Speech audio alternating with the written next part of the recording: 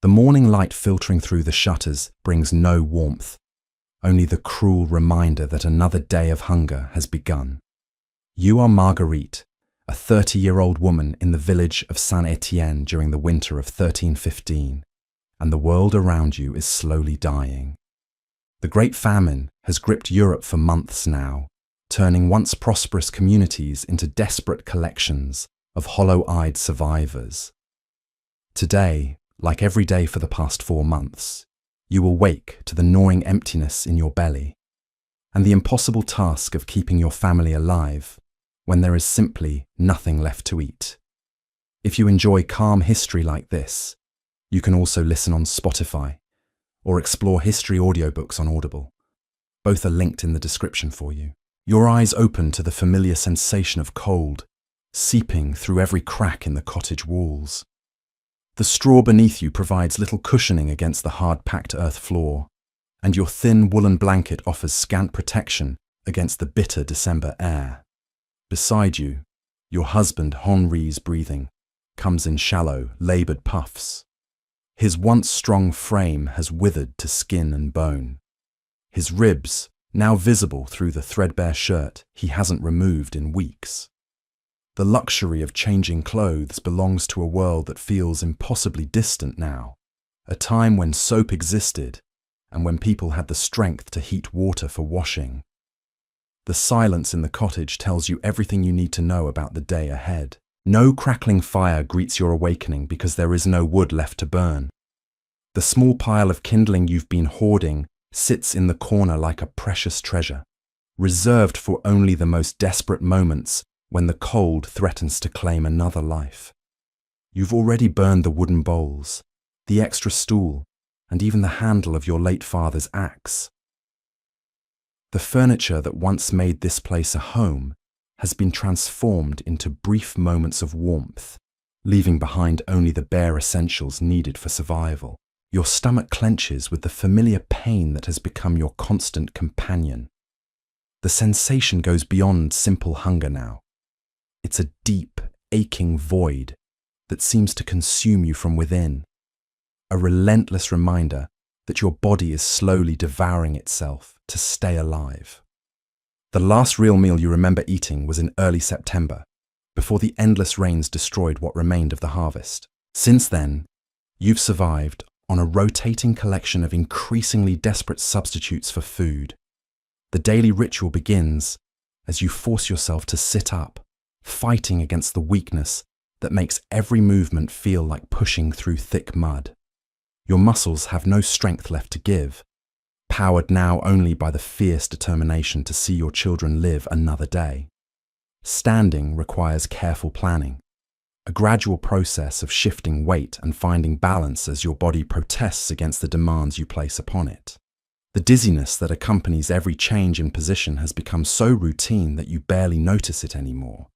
Just another obstacle to navigate in the complex choreography of survival. Your first task each morning is to check on the children. 7-year-old Marie sleeps curled against the wall, her small body barely visible beneath the collection of rags and scraps that serve as her bedding. Her breathing is steady but shallow, and when you place your hand gently on her forehead, her skin feels cool and papery. She has not spoken in 3 days, conserving what little energy remains for the basic functions of staying alive. The bright, chattering child who once filled the cottage with laughter has retreated deep within herself, emerging only when absolutely necessary. Your youngest, 4-year-old Pierre, stirs restlessly beside his sister. His sleep is fitful and punctuated by soft, whimpering sounds that break your heart anew each time you hear them. His little belly, once round and healthy, now protrudes grotesquely from his skeletal frame, swollen with the cruel mockery of malnutrition. When he opens his eyes to look at you, the spark of childhood curiosity that once danced there has been replaced by an ancient weariness that no child should ever have to carry. The morning assessment continues as you inventory what remains of your family's resources. In the corner where your larder once stood, a single turnip sits like a precious gem. This gnarled, half-rotten vegetable represents the sum total of your food stores, the difference between eating today and not eating at all. You've been rationing it over the past week, cutting away the blackened portions and stretching each morsel to last as long as possible. Today, you calculate, you might be able to create one more thin soup if you're careful with the portions. Water, at least, remains available, though even this basic necessity requires effort you can barely afford to expend. The well in the village square still produces clean water, but the walk there and back demands precious energy and exposes you to the bitter wind that cuts through your inadequate clothing like a knife. Your shoes, once sturdy leather boots that Henry crafted for you during the prosperous times, now consist more of carefully placed rags and binding cord than actual footwear. Each step on the frozen ground sends sharp pains through your feet, but the alternative of staying inside means certain death for your children. The question of warmth presents another impossible choice in your daily calculations. You could burn one of your remaining pieces of kindling to create a small fire that might last an hour, providing brief comfort and the ability to warm whatever meager food you can prepare. But once that wood is gone, it's gone forever. And the days ahead stretch endlessly into a winter that shows no signs of ending. The weather patterns this year have been unlike anything the oldest villagers can remember, with rain destroying the crops during growing season and early snows that arrived weeks before their usual time. Your husband begins to stir, his movements slow and deliberate as consciousness returns. Henri was once the strongest man in the village, capable of working from dawn to dusk and still having energy to play with the children in the evening. Now the simple act of sitting up leaves him breathless and shaking. His eyes, when they meet yours, carry the same mixture of love and desperation that has characterized your relationship during these terrible months. Without words, you communicate the day's grim realities. He knows, as you know, that today will bring the same impossible choices that have defined every day since the famine began. The children's needs take precedence over everything else, a calculation that requires no conscious thought. Whatever food exists will go to them first, followed by Henri, who needs strength to venture out in search of work or sustenance.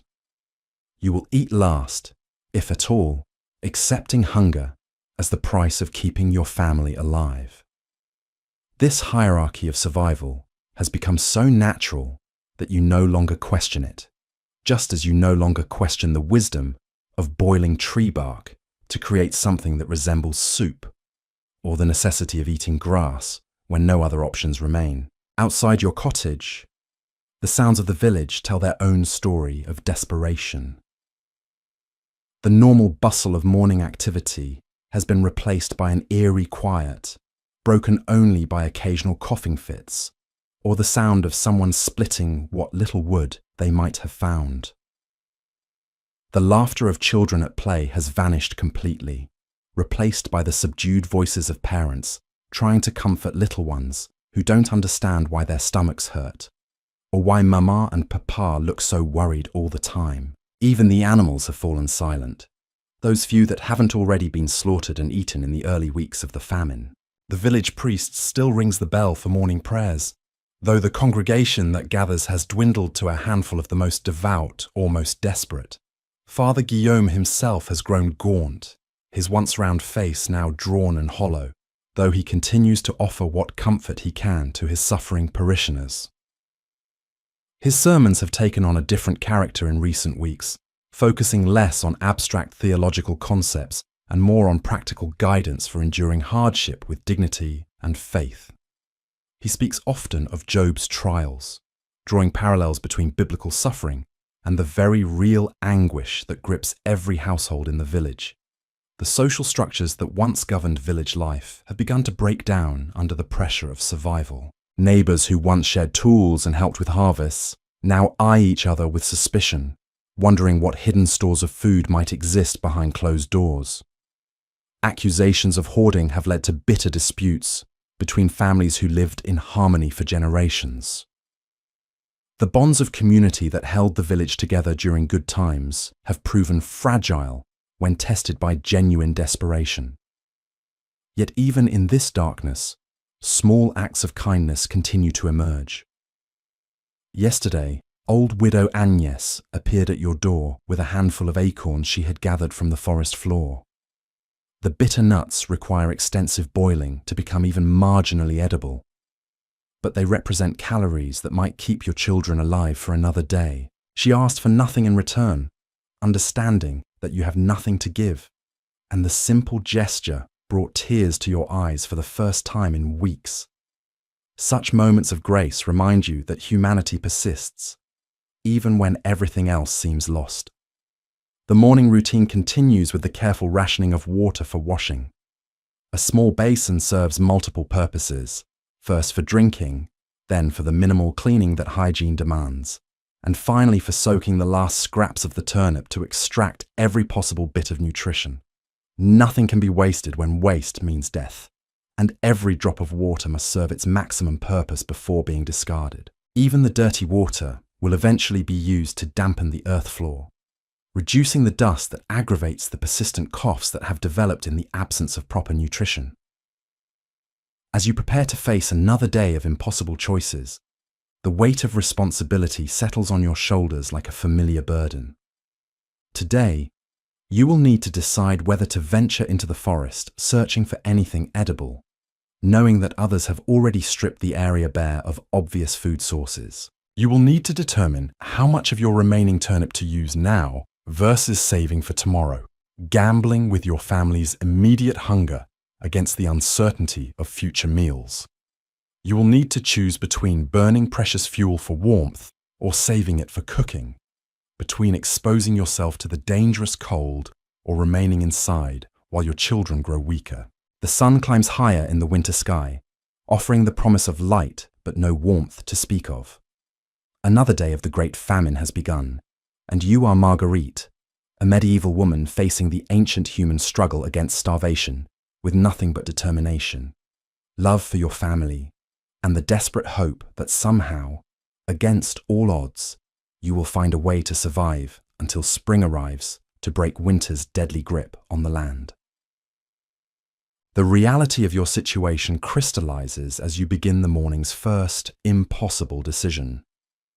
The turnip in your possession could provide a watery broth that might quiet the children's hunger pangs for a few hours. Or you could attempt to preserve half of it for tomorrow, risking their immediate suffering against the uncertainty of finding anything else to eat. Your hands shake slightly as you pick up the vegetable, feeling its weight and examining the soft spots that indicate advancing decay. Time is not on your side, and every hour of delay means more of this precious food will become inedible. Marie's eyes flutter open as you move about the cottage, and she watches you with the silent intensity that has replaced her former chattiness. She understands with the terrible wisdom that hunger teaches children too early, that speaking requires energy better saved for survival. When she does speak, her voice comes out as barely more than a whisper, asking not for food or warmth, but simply wondering when Papa will be strong enough to tell stories again. The question pierces through your heart more sharply than any physical pain the famine has inflicted. Henri attempts to rise from the straw bedding, his movements careful and calculated to avoid the dizzy spells that have become increasingly frequent. His role as provider and protector weighs heavily on him, perhaps even more than the physical hunger. Medieval men derive their identity from their ability to care for their families, and the famine has stripped him of this fundamental purpose. He speaks in short, measured sentences now, conserving breath while trying to maintain the appearance of strength for the children's sake. The cottage itself tells the story of your family's gradual descent into desperation. Hooks on the walls that once held tools now stand empty, the implements long since traded away for handfuls of grain in the early weeks of the crisis. The wooden chest that contained your family's few valuables sits open and hollow, its contents exchanged for food that provided perhaps 3 days of meagre sustenance. Even your wedding ring, a simple band of pewter that Henri had saved months to afford, disappeared weeks ago into the hands of a travelling merchant who offered a small sack of barley in exchange. The process of preparing the morning's meal requires careful ceremony and precise measurement. You slice the turnip with a knife so dull it barely qualifies as a blade, having been used for everything from cutting food to scraping bark from trees to digging in the frozen ground. Each piece must be exactly the same size to ensure fair distribution, though the portions have grown smaller each day as your supplies dwindle. The children watch this ritual with the focused attention of scholars, knowing that these few morsels represent the difference between having strength to move and lying motionless in the straw. Water for cooking comes from the pot that sits beside your door, a vessel that once seemed comically large for your family's needs, but now appears almost mockingly spacious for the thin broths it contains. The ice film that forms on the surface each night must be broken carefully to avoid wasting any of the precious liquid underneath. Even this basic task requires planning and energy conservation, as the repetitive motion of breaking ice can leave your weakened arms aching for hours. The fire you eventually decide to build consists of just 3 small pieces of wood, each one representing a calculated gamble with your family's future warmth. The smoke that rises from these meager flames carries with it not just the scent of burning wood, but the essence of furniture that once made your house a home. Today's fire consumes what was once the leg of your grandmother's stool, a piece of family history transformed into a brief moment of warmth and the ability to cook your rationed food. As the turnip pieces simmer in water barely sufficient to cover them, you add ingredients that would have been unthinkable during times of plenty.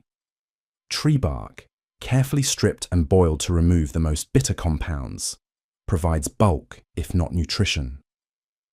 Grass gathered from beneath the snow adds colour and the illusion of substance to the broth.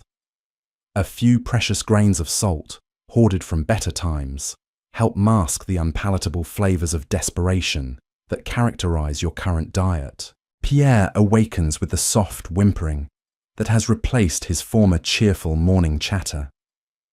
His small body curls instinctively toward the weak warmth of the fire, and his eyes seek out your face with the desperate trust that children reserve for their parents, even in the darkest circumstances. When he asks for milk, a request that has become routine despite its impossibility, your heart breaks anew. The village's cows succumbed to starvation months ago, and even the memory of fresh milk seems like a fantasy from another lifetime. The morning's activities must be carefully choreographed to maximize efficiency while minimizing energy expenditure. Every movement serves multiple purposes, every action calculated to preserve strength while accomplishing necessary tasks. Stirring the pot provides warmth for your hands while ensuring the meager soup doesn't burn. Adjusting the children's bedding serves to check on their condition while conserving the heat their bodies generate. Even conversation becomes strategic, with words chosen carefully to provide comfort without requiring extensive vocal effort. Outside your cottage, the village begins its own morning ritual of survival. Smoke rises from only a handful of chimneys, indicating which families still possess fuel for fires. The absence of smoke from many homes tells its own grim story, marking households where the choice between warmth and preserving wood for cooking has been decided in favour of the latter. The sound of axes that once rang out regularly as villagers prepared their daily fuel has been replaced by the soft scraping of people searching for any combustible material that might have been overlooked. The church bell rings again, its bronze voice carrying across the frozen village with a clarity that seems almost supernatural in the thin winter air. Father Guillaume's calls to prayer have taken on new meaning during the famine, serving less as reminders of scheduled worship and more as signals that another day has begun and that the village still possesses enough life to mark its passage. The bell itself has become a symbol of continuity, proof that some traditions endure even when everything else crumbles. Your own spiritual life has undergone profound changes during these months of suffering. Prayers once focused on gratitude and requests for prosperity have transformed into desperate bargaining with divine forces that seem increasingly distant. You find yourself promising impossible devotions in exchange for just one more day of life for your children, offering sacrifices you don't possess in hopes of miraculous intervention that logic tells you will not come. The soup reaches a temperature that passes for hot, though the weak fire provides barely enough heat to warm the liquid through. This moment represents the culmination of the morning's efforts, the transformation of your last food into something that might sustain life for a few more hours. The aroma that rises from the pot bears little resemblance to the hearty stews that once filled your cottage with inviting scents, but it represents hope in its most basic form. Serving the meal requires its own careful protocol, developed through weeks of practice and refined by necessity. Marie receives the first portion, not because she is the eldest, but because her smaller body seems most vulnerable to the cold. Pierre follows, his serving carefully measured to account for his age and size. Henry's portion comes next, larger than the children's because his frame requires more fuel, but still pathetically small by any reasonable standard. Your own serving, when it finally comes, consists of whatever remains in the pot after the others have been fed. Some days this means a few spoonfuls of thin broth. Other days merely the water in which the vegetables were cooked. Today, fortune grants you several small pieces of turnip and enough liquid to feel the warmth spreading through your empty stomach. The sensation brings tears to your eyes, not from sadness, but from the overwhelming relief of having something, anything, to fill the gnawing void within. The family eats in silence, each person focused entirely on extracting maximum satisfaction from their meager portion. The turnip pieces are chewed slowly and deliberately, allowing saliva to break down every fiber and release whatever nutrition might be available. The broth is sipped rather than swallowed, held in the mouth to appreciate its warmth before allowing it to slide down throats that have forgotten the sensation of being truly satisfied. As the meal concludes, the morning's next phase begins with the inevitable question of what to do with the remaining daylight hours. Venturing outside means exposure to cold that could prove fatal in your weakened state, but staying inside guarantees that no new food sources will be discovered. The forest beckons with the possibility of overlooked nuts, forgotten root vegetables, or bark from trees that others haven't yet stripped bare. Henry volunteers to make the journey alone, attempting to spare you the dangerous exposure, but his weakened condition makes this suggestion impractical. The task of foraging requires careful observation, patient searching, and the ability to distinguish between potentially edible plants and those that could prove poisonous. Your knowledge of local flora, gained from years of gathering herbs and vegetables during prosperous times, makes you the more logical choice for this dangerous but necessary expedition. The decision to venture out requires its own preparations, each step carefully considered to maximize your chances of survival and success. Your outer garments, such as they are, must be arranged to provide maximum protection while allowing freedom of movement. The rope that serves as a belt needs to be tied securely enough to prevent the loss of any items you might find, but not so tightly that it restricts circulation in your weakened body. Your bare feet touch the frozen earth floor, and the shock of cold travels up through your bones like lightning. The rags wrapped around your feet provide little protection, but they're all that stands between you and frostbite that could claim your toes within hours. Each step toward the door requires deliberate calculation, as sudden movements could trigger the fainting spells that have become increasingly common as your body struggles to maintain basic functions on virtually no fuel. The wooden door, warped from moisture and cold, resists your efforts to open it. The leather hinges have grown stiff and brittle, threatening to snap under pressure. When you finally manage to create a gap wide enough to peer through, the sight that greets you confirms your worst fears about the day ahead. Fresh snow has fallen during the night, covering whatever meager food sources might have existed beneath a blanket of white that makes foraging nearly impossible. The wind that rushes through the doorway carries with it the scent of death that has begun to permeate the village. Not the clean, quick death of accident or disease, but the slow, inexorable decay of a community starving by degrees. Somewhere in the distance, you can hear the sound of someone coughing, a wet, rattling sound that speaks of lungs weakened by malnutrition and cold. The noise echoes off the empty cottages where families once lived. creating a hollow reminder of how many neighbors have already succumbed to the famine's relentless advance. Your breath creates small clouds in the frigid air as you contemplate the journey ahead. The forest lies perhaps a quarter-mile beyond the village boundaries, a distance that once seemed negligible, but now looms like an impossible expedition across hostile territory. The path that leads there has become treacherous with ice, and the energy required to navigate it safely could consume more calories than any food you might discover at your destination. Behind you, the children stir restlessly as cold air infiltrates the cottage's meagre warmth. Pierre's whimpering grows more pronounced as his small body rebels against the dropping temperature, and Marie pulls her thin coverings more tightly around her shoulders. The fire you built earlier has already begun to die down, its brief life measured in minutes rather than hours. The choice between closing the door to preserve what little heat remains and leaving it open to facilitate your departure becomes another impossible calculation in the endless series of life or death decisions that define your existence. Henri's voice, barely audible above the wind, offers to accompany you despite his obvious weakness. The suggestion carries both love and desperation, a husband's instinct to protect warring with the practical reality that he lacks the strength for such an undertaking. His legs shake visibly when he attempts to stand, and the effort leaves him breathless and pale. The sight of his deterioration forces you to confront the possibility that your family might not survive as a unit, that choices may soon need to be made about who has the best chance of living through the winter. The decision to venture out alone crystallizes as you observe your family's condition.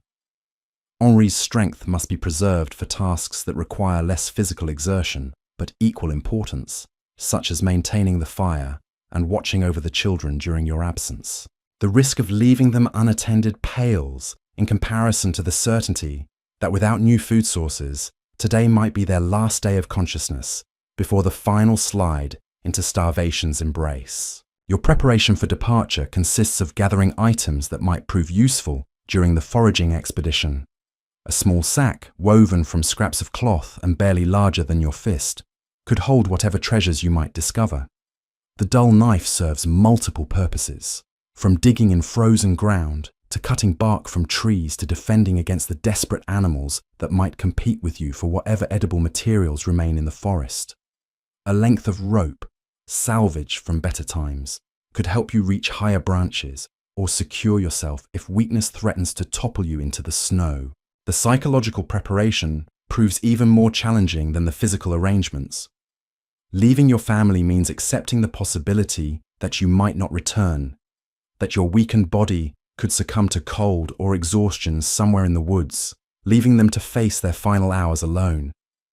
The alternative, remaining in the cottage while your food stores dwindle to nothing, offers only the certainty of collective death.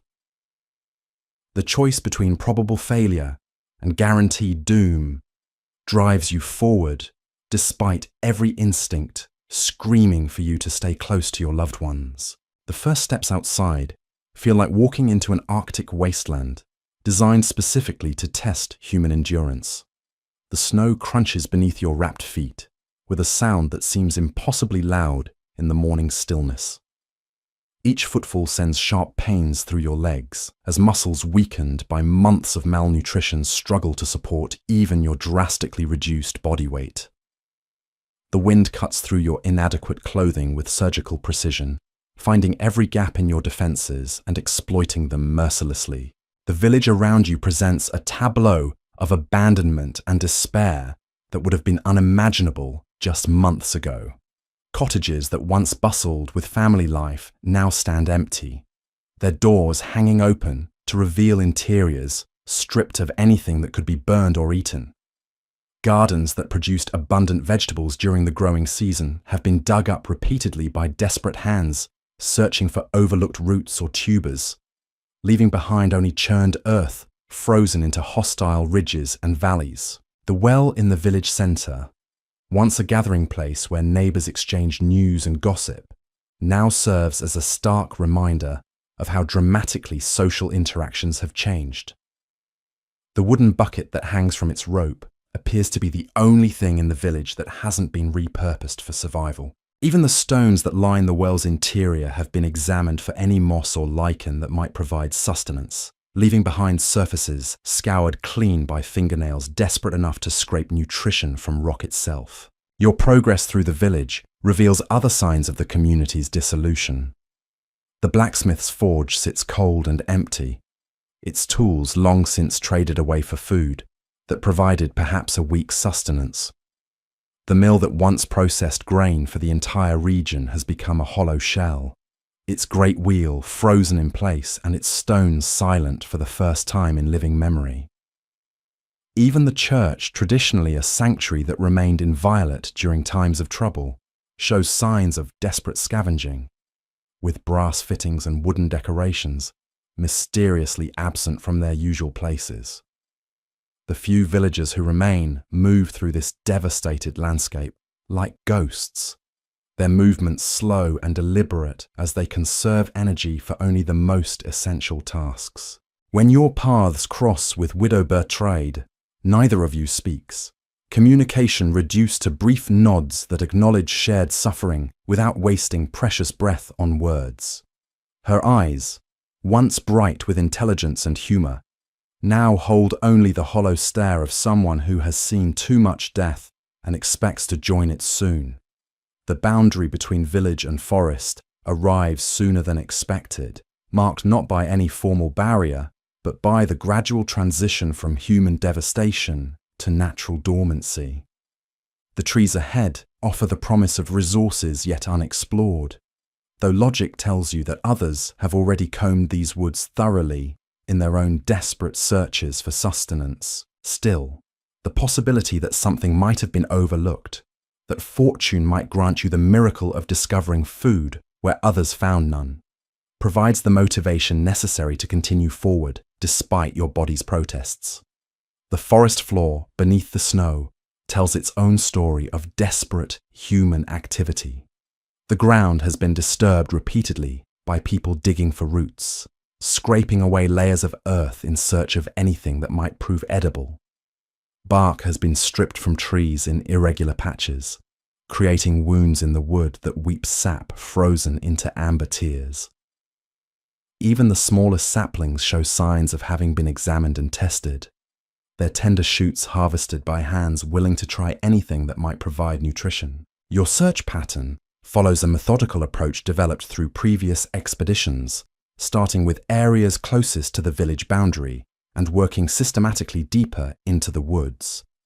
Each potential food source requires careful evaluation, balancing the energy needed to extract it against the nutrition it might provide. A promising root system visible beneath the snow could contain tubers that might feed your family for a day, but digging them from the frozen ground could exhaust you to the point where the journey home becomes impossible. The silence of the winter forest creates an atmosphere both peaceful and ominous, broken only by the sound of your own laboured breathing and the occasional crack of a tree branch surrendering to the weight of accumulated ice. The absence of bird songs or animal movements reinforces the reality that you're competing with creatures equally desperate for the scarce resources that remain. Even the forest's traditional inhabitants have largely abandoned this area, moving to regions where human scavenging hasn't yet stripped away every possible source of food. As you work your way deeper into the woods, following game trails that once led to abundant feeding areas, but now serve mainly as paths between barren stretches of land, the morning sun climbs higher without providing any meaningful warmth. The light filtering through bare branches creates patterns on the snow that might have seemed beautiful in better times, but now serve only to illuminate the extent of nature's winter dormancy. Everything that could provide sustenance lies buried beneath layers of ice and snow, or has already been consumed by the desperate humans and animals who came before you. Your hands, exposed to the cold despite attempts to keep them warm, begin to lose sensation as you search through snow-covered debris for anything that might prove edible. The process of clearing away snow requires constant movement to maintain circulation, but each motion demands energy that your depleted body struggles to provide. The cruel irony of needing strength to find food while lacking food to provide strength creates a vicious cycle that threatens to trap you in the forest, too weak to continue searching but too far from home to return safely empty-handed. The numbness spreading through your fingers forces a crucial decision as you realize that continuing to search with bare hands could result in frostbite that would make any future foraging impossible. You press your hands against your body, trying to restore circulation while scanning the immediate area for anything that might justify the risk of prolonged exposure. A fallen log catches your attention, its bark partially stripped, but still retaining sections that previous scavengers might have overlooked in their haste.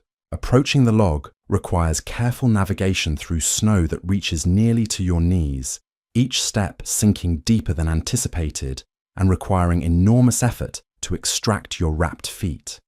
The wood itself bears the scars of desperate harvesting, with sections of bark torn away in jagged patches that reveal the pale wood beneath. Your dull knife scrapes against the remaining bark, with a sound that echoes through the silent forest, alerting any nearby creatures to your presence and activities. The bark that comes away in your hands feels thick and promising, though you know from experience that much of its bulk consists of inedible fiber that will pass through your system without providing nutrition. Still, the inner layer might contain enough starch to justify the energy expenditure, and the psychological benefit of having something to take home to your family outweighs the rational calculation of calories gained versus calories spent in obtaining them. As you work to harvest what bark remains accessible, movement in your peripheral vision causes you to freeze in position. A figure approaches through the trees, moving with the same careful deliberation that characterizes all human motion during these desperate times. Recognition comes slowly as the person draws closer, revealing itself to be Jacques, the cooper's son, whose family cottage sits on the far edge of the village. His appearance shocks you even more than your own deterioration, his once robust frame now resembling a collection of bones held together by will alone. Jacques carries a small bundle wrapped in what appears to be the remnants of a grain sack, and his eyes hold the same mixture of hope and desperation that you recognize from your own reflection in still water. Neither of you speaks immediately, both understanding that conversation requires energy better preserved for survival, but his presence creates an unexpected complication in your foraging activities. The unspoken question hangs between you. Are you competitors for the same scarce resources, or might cooperation offer advantages that individual effort cannot provide? The decision to share information about potential food sources represents a gamble with your family's survival, but Jacques' knowledge of the forest might complement your own in ways that could benefit both families. His father's work as a cooper required extensive knowledge of different wood types and their properties, information that might prove valuable in identifying trees whose inner bark or roots could provide sustenance. The risk of revealing your own discoveries must be weighed against the possibility of learning about resources you might have overlooked. Communication between you develops through gestures and brief, whispered exchanges that conserve breath while conveying essential information. Jacques indicates a direction deeper into the forest where he believes other scavengers might not have ventured, pointing toward a section where the undergrowth grows thicker and the walking becomes more difficult. Your own discoveries, the bark you've managed to gather, and the location of the log that yielded it, become bargaining chips in a negotiation conducted entirely through necessity. The decision to venture deeper into the forest together creates an alliance born of desperation rather than trust. But even temporary cooperation offers advantages that neither of you could achieve alone. Jacques' height allows him to reach branches that remain beyond your grasp, while your smaller size enables you to search through dense undergrowth that he cannot navigate without exhausting himself.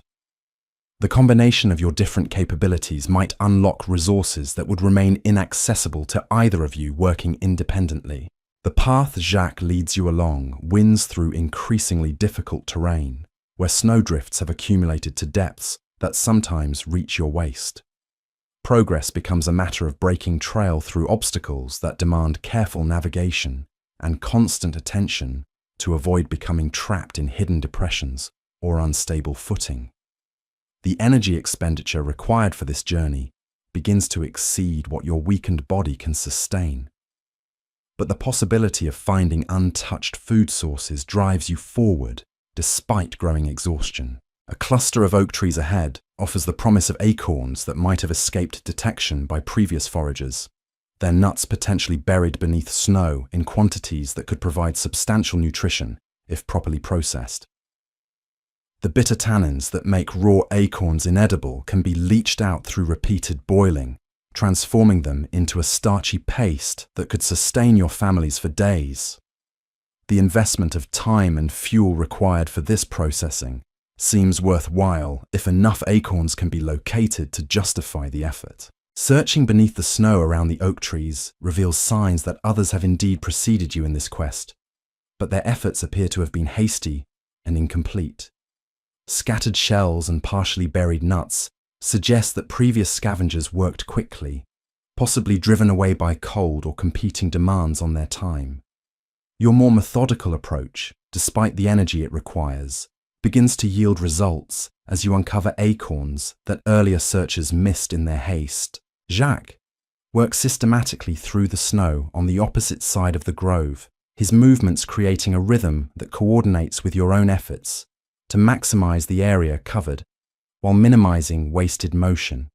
The pile of acorns growing in your small sack represents tangible hope, each nut adding to the possibility that your families might survive another few days.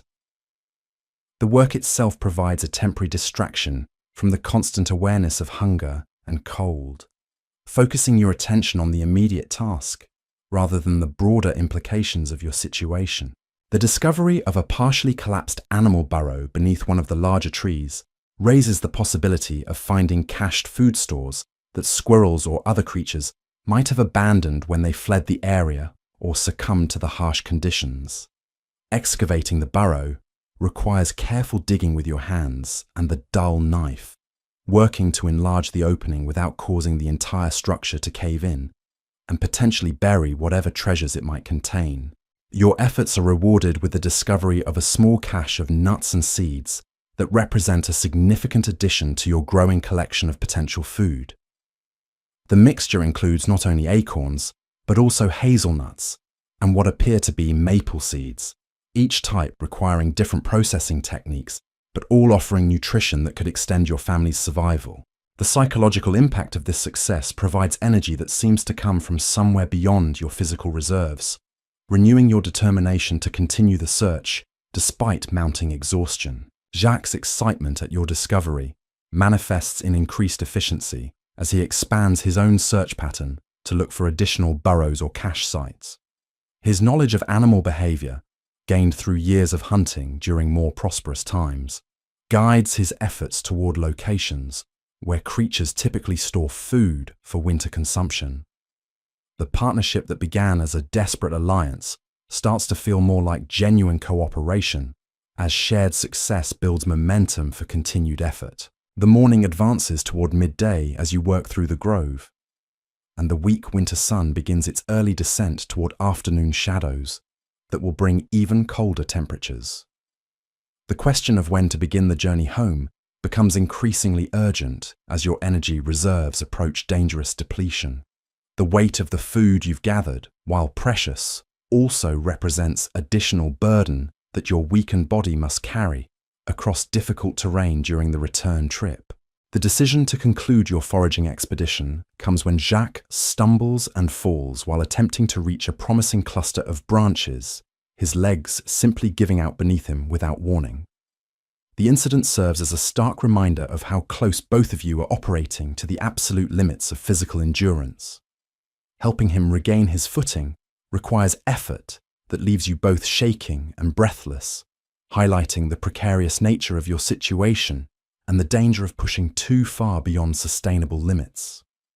The division of your combined discoveries requires careful negotiation that balances fairness against practical considerations of family size and immediate need. Jacques' family includes 3 children compared to your 2, but your household also supports Henri, whose larger frame requires more nutrition to maintain basic functions. The mathematics of survival allow for no sentimentality, only cold calculation of who needs what to maximize the chances of collective survival. The agreement you reach gives Jacques a slightly larger portion of the acorns and nuts, while you retain most of the bark and other materials that require processing techniques you're more familiar with. The seeds are divided equally, representing a compromise that acknowledges both families' needs while avoiding the conflict that could arise from perceived unfairness. Neither of you possesses enough to guarantee survival, but both have obtained resources that extend the possibility of living through another few days. The journey back through the forest tests the limits of your remaining strength as the accumulated weight of your discoveries combines with growing fatigue to make each step a deliberate act of will. The path that seemed manageable during your outward journey now appears fraught with obstacles that demand careful navigation and frequent rest stops. Jacques' condition mirrors your own, his movements becoming increasingly unsteady as exhaustion takes its toll on his already depleted reserves. The village boundary, when it finally appears through the trees, brings relief tempered by the knowledge that the most dangerous part of your journey still lies ahead.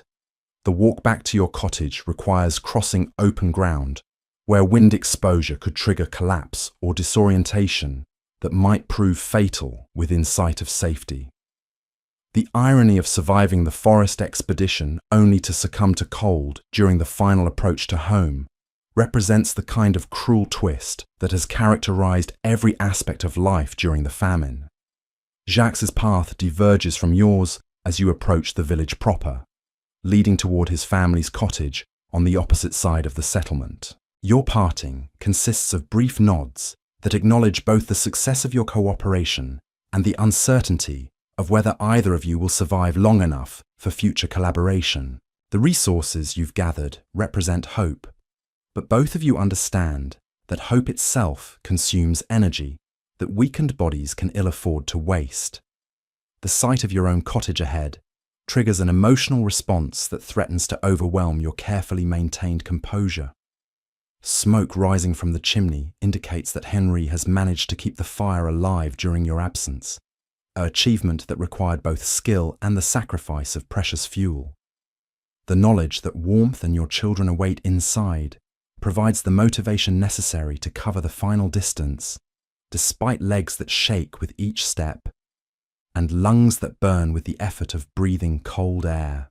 The door opens before you reach it, Henri's face appearing in the gap with an expression that combines relief at your return with desperate curiosity about what you might have found. Behind him, the children's faces peer around his legs, their eyes immediately focusing on the small sack you carry rather than on your own condition. The weight of their expectations settles on your shoulders, along with the physical burden of the food you've gathered. Entering the cottage feels like stepping into a sanctuary, though the interior temperature barely exceeds that of the outdoors. The fire Henri has maintained consists of just a few glowing embers surrounded by carefully positioned pieces of wood, each one representing a calculated decision about when to add fuel and when to preserve it for later use. The warmth it provides seems luxurious after hours of exposure to winter wind, but you know that this comfort is temporary and purchased at the cost of resources you can't afford to squander. The process of revealing your discoveries becomes a ceremony of hope as you empty the sack's contents onto the cottage floor. Each acorn represents possibility, every piece of bark a potential meal that could sustain life for another few hours. The children's eyes widen at the sight of actual food, their expressions reflecting amazement that such treasures still existed somewhere in their increasingly barren world. Even Henry's face shows signs of the wonder that comes with unexpected good fortune during times of absolute desperation. The work of processing your discoveries begins immediately, as delay could mean the difference between extracting maximum nutrition and losing precious calories to spoilage or inefficient preparation. The acorns require careful shelling to avoid wasting any edible material, followed by grinding and repeated washing to remove the bitter compounds that make them inedible in their natural state. The bark must be cleaned and prepared for boiling, while the various seeds need sorting according to their individual processing requirements. Marie volunteers to help with the shelling process, her small fingers proving more nimble than adult hands weakened by months of malnutrition. The task gives her something constructive to focus on, while providing a sense of contribution to the family's survival efforts. Pierre, too young for such detailed work, contents himself with watching the proceedings with the intense concentration that hunger brings to any activity involving food preparation. The afternoon passes in careful work as your small family transforms raw materials into substances that might sustain life for another few days. The process requires constant attention to detail and precise timing, as mistakes could render precious resources inedible or dangerous to consume. Every step in the preparation represents knowledge gained through desperate experimentation during previous weeks of the famine. Techniques that would have seemed unthinkable during times of abundance, but now constitute the difference between life and death. As evening approaches and the weak winter light begins to fade, the reality of your situation reasserts itself, despite the temporary hope provided by the day's discoveries. The food you've gathered and processed might extend your family's survival for perhaps 3 or 4 more days, if carefully rationed. But beyond that lies the same uncertainty that has haunted every day since the famine began. Tomorrow will bring the same impossible choices, the same desperate search for sustenance, the same calculation of whether the energy required to seek food exceeds the nutrition that might be found.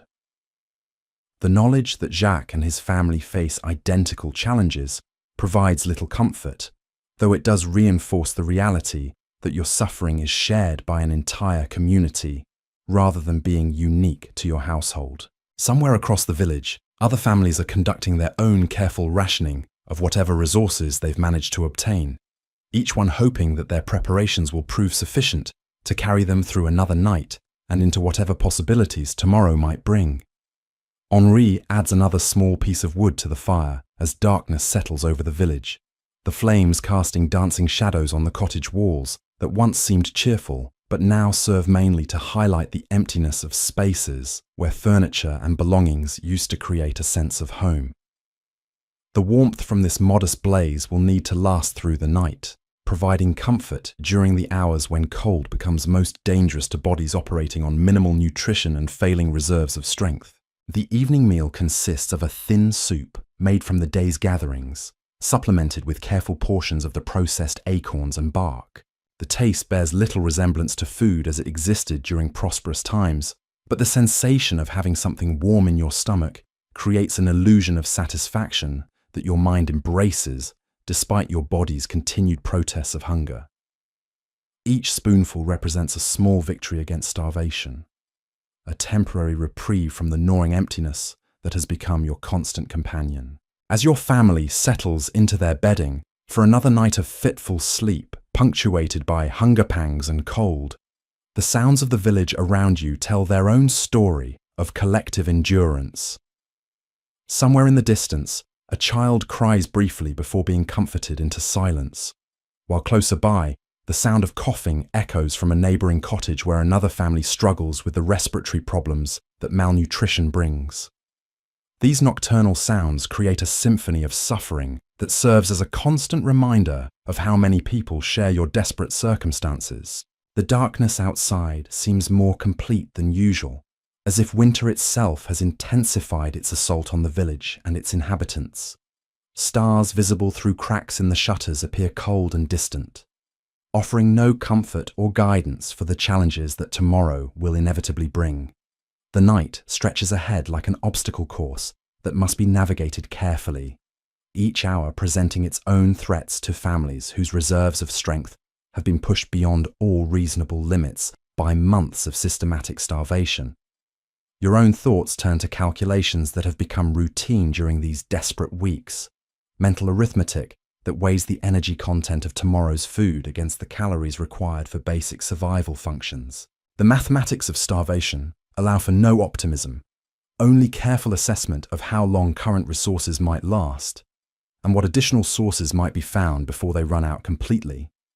Sleep, when it finally comes, offers only temporary escape from these relentless calculations and the constant awareness of hunger that has become the defining characteristic of existence during the Great Famine's merciless grip on your community.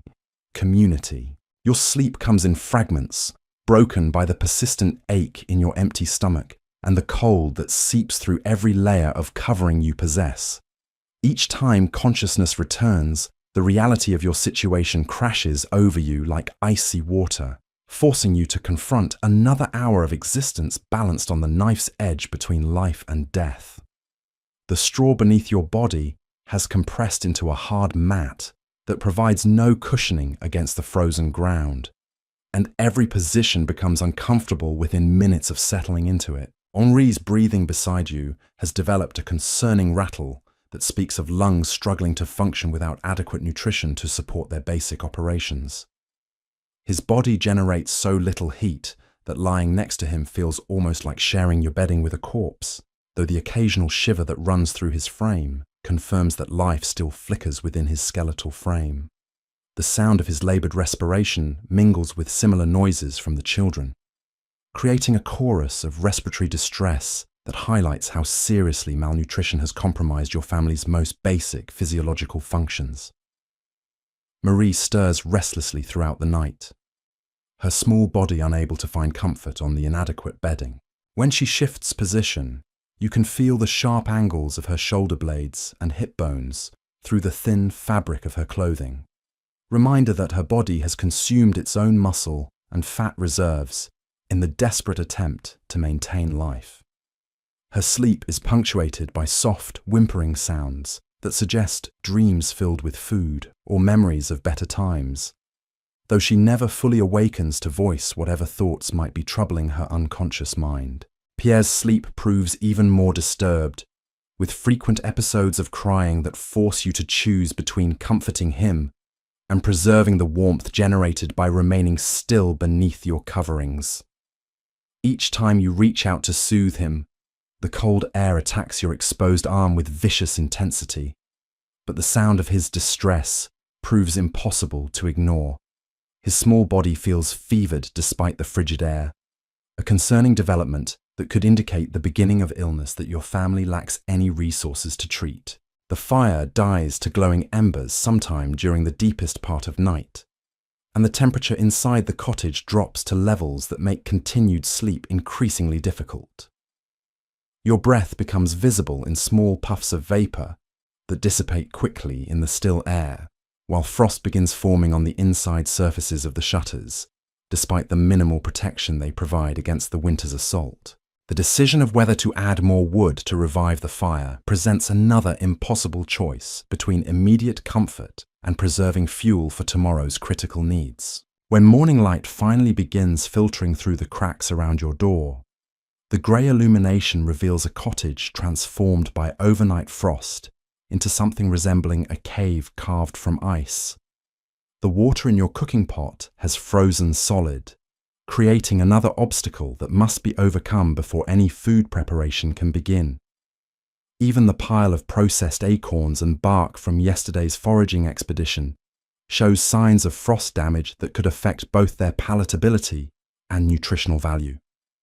The morning routine begins with the same careful assessment that has started every day for months, checking each family member for signs of deterioration that might indicate approaching crisis. Henri's skin has taken on a waxy quality that suggests his body's systems are beginning to shut down in response to prolonged starvation, while his pulse feels weak and irregular beneath fingers too numb to provide accurate assessment.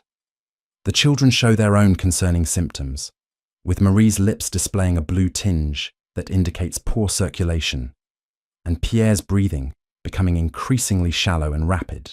Your own condition has deteriorated noticeably since yesterday's expedition, with muscle weakness that makes even simple movements feel like tremendous effort. Standing requires multiple attempts, as dizziness threatens to topple you back onto the straw, while walking across the small cottage demands careful attention to balance and coordination that once required no conscious thought. The energy expenditure of foraging has extracted a price that your depleted body struggles to pay, leaving you weaker than before despite the modest success in finding food. The process of preparing breakfast becomes an exercise in conservation and efficiency that would have been incomprehensible during times of abundance. Every movement must serve multiple purposes. Every action calculated to achieve maximum results with minimum energy expenditure. Breaking the ice in your water pot requires careful strikes that avoid splattering precious liquid, while sorting through yesterday's gathered materials demands visual inspection that conserves the strength needed for more physically demanding tasks. The decision of how much fuel to use for cooking creates another agonizing calculation that balances immediate needs against future requirements. A larger fire would allow more thorough cooking of the acorns and bark, potentially improving their digestibility and nutritional extraction, but would consume wood that might be needed to prevent freezing during tonight's even colder temperatures. The compromise solution involves building the smallest possible fire that can still generate enough heat to warm food and melt ice, stretching each piece of wood to its absolute maximum utility. Pierre awakens with a cry that cuts through the morning silence like a blade, his small voice carrying notes of pain and confusion that break your heart anew each time you hear them. When you gather him into your arms, his body feels simultaneously hot and cold, with patches of fevered skin alternating with areas that seem nearly frozen. His eyes, when they focus on your face, hold a glassy quality that suggests the beginning of delirium that often accompanies the final stages of starvation in young children. Marie's awakening follows more quietly, her movements deliberate and conserved, as if she understands instinctively that energy must not be wasted on unnecessary actions. When she speaks, her voice emerges as barely more than a whisper, asking not for food or warmth, but simply wondering whether the sun will shine today. The question carries layers of meaning beyond its simple words, reflecting a child's desperate hope that something in their world might change for the better, despite all evidence to the contrary. Henri attempts to contribute to the morning preparations despite his obviously declining condition, but his efforts prove more hindrance than help, as weakness causes him to drop items and lose his balance during simple tasks. The sight of your once capable husband struggling to perform basic functions that children could easily accomplish creates an emotional pain that rivals the physical discomfort of hunger. His determination to maintain some semblance of his role as family provider becomes both touching and heartbreaking, as reality makes such efforts increasingly futile. The morning's food preparation reveals how dramatically your family's prospects have changed since yesterday's successful foraging expedition. The processed acorns, when finally cooked into a thin paste, provide barely enough substance for each person to receive 2 small spoonfuls. The bark soup offers slightly more volume, but virtually no nutritional content, serving mainly to create the psychological comfort of having something warm in your stomach, rather than providing actual sustenance for your failing bodies. The meal proceeds in complete silence, as each family member focuses entirely on extracting maximum satisfaction from their meager portion. The acorn paste is held in the mouth until it completely dissolves, allowing saliva to break down every particle before swallowing, while the bark soup is sipped with careful attention to its warmth rather than any flavor or nutritional benefit it might provide.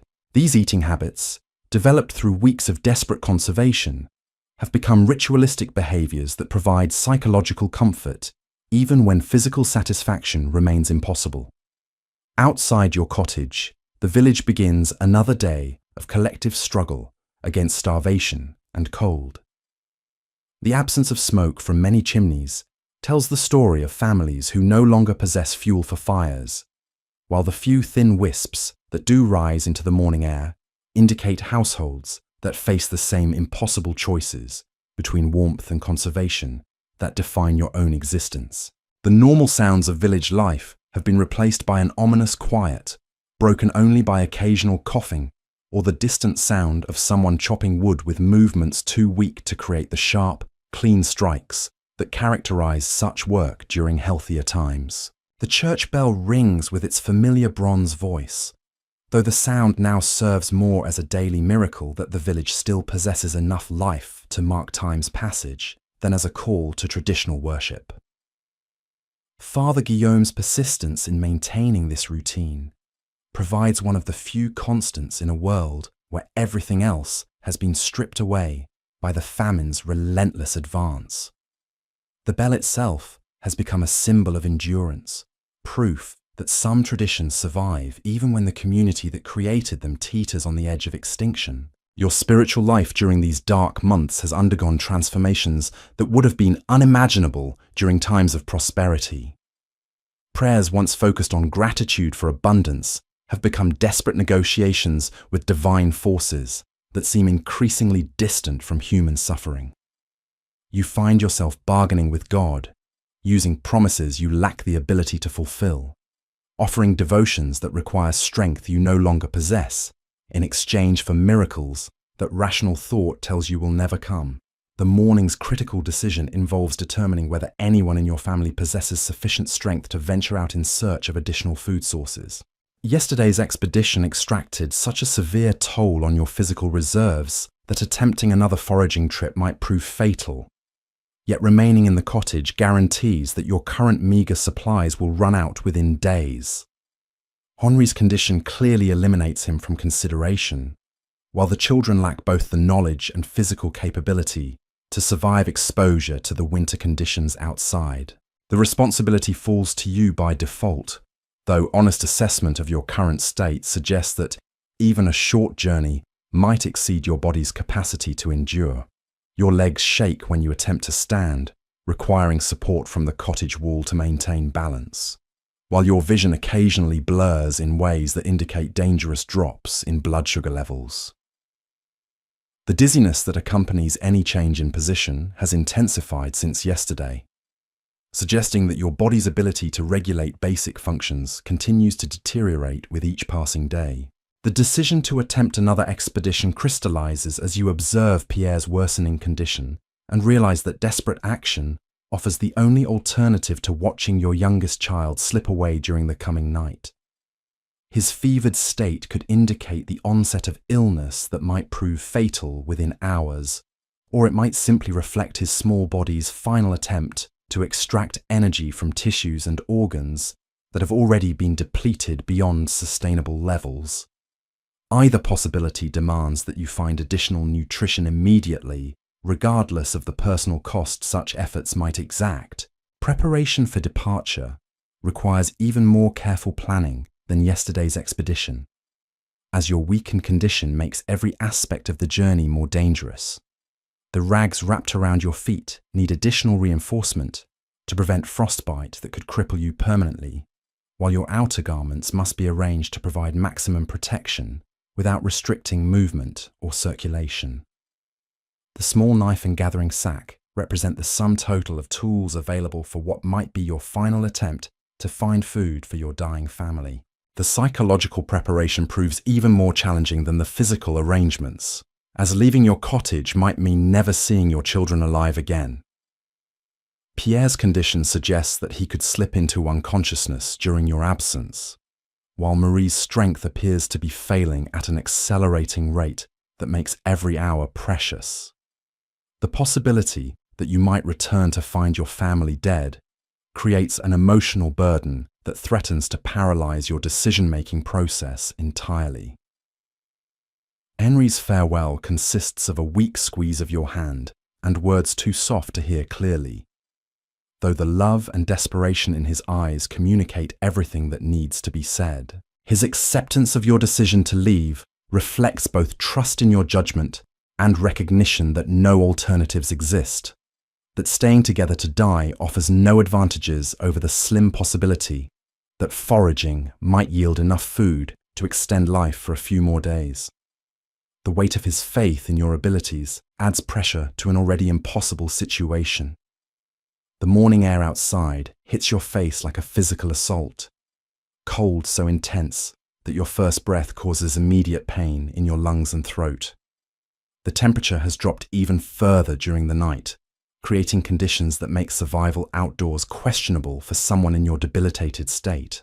Each step away from the cottage requires deliberate effort as your muscles struggle to respond to commands from a brain operating on virtually no fuel, while the wind cuts through your inadequate clothing with surgical precision that finds every vulnerable spot.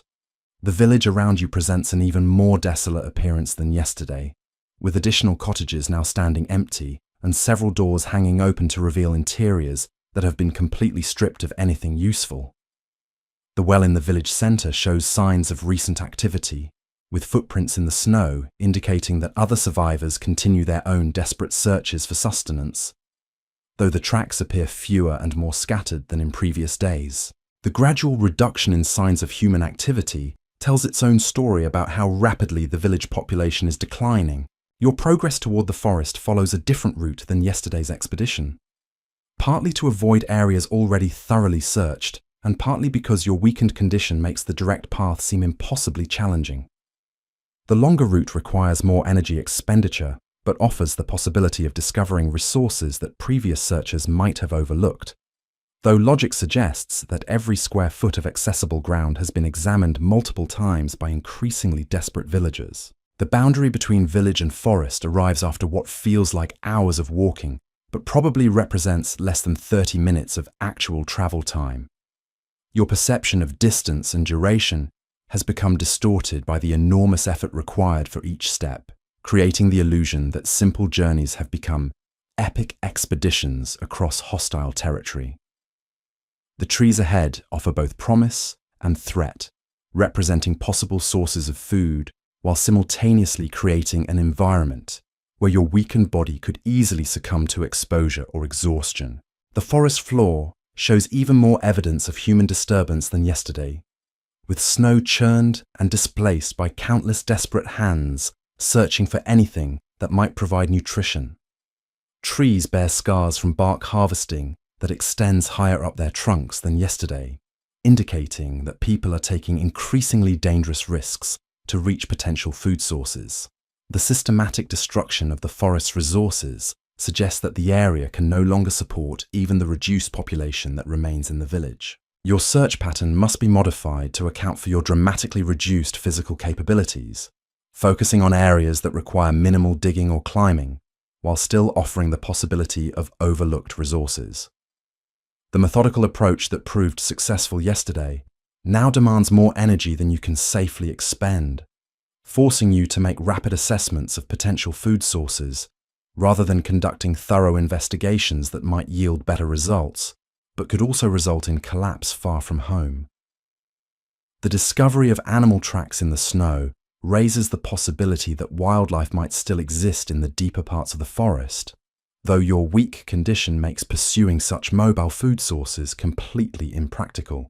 The tracks themselves tell a story of creatures as desperate as the human inhabitants, with signs indicating that animals have been digging through snow in search of buried vegetation or cached food stores. Even the forest's traditional inhabitants appear to be struggling with the same resource scarcity that threatens human survival. A fallen branch partially buried in snow catches your attention, its position suggesting that it might have sheltered plant material from earlier harvesting efforts. Excavating around the branch requires careful digging that conserves energy while maximizing the area searched, a balance that demands constant attention to avoid overexertion.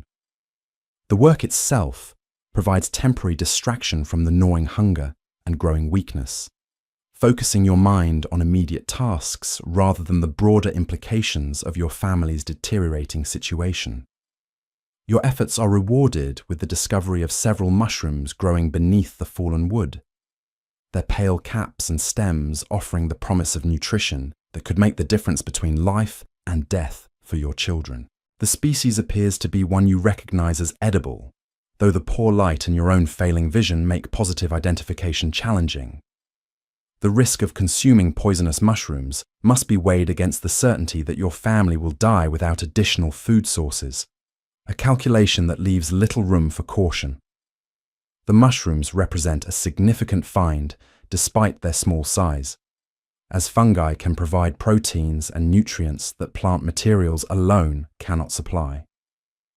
The careful harvesting process requires gentle handling to avoid damaging the delicate specimens, while ensuring that every edible portion is collected for transport back to your cottage. Each mushroom becomes precious cargo that must be protected during the dangerous journey home, representing hope that your family might survive another few days. The decision to continue searching despite your discovery reflects both greed for additional resources and recognition that the mushrooms alone cannot sustain 4 people for more than a single meal. The forest ahead still offers possibilities that might justify the continued expenditure of energy, though your body's protests are becoming increasingly difficult to ignore. The balance between pushing forward and preserving enough strength for the return journey creates another impossible calculation in the endless series of life or death decisions that define existence during the famine.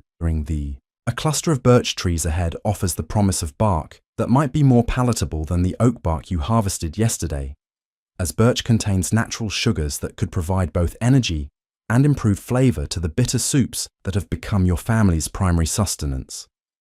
The trees show signs of previous harvesting, but their height might have protected upper sections from the reach of other desperate foragers, creating opportunities for someone willing to take risks to access higher bark.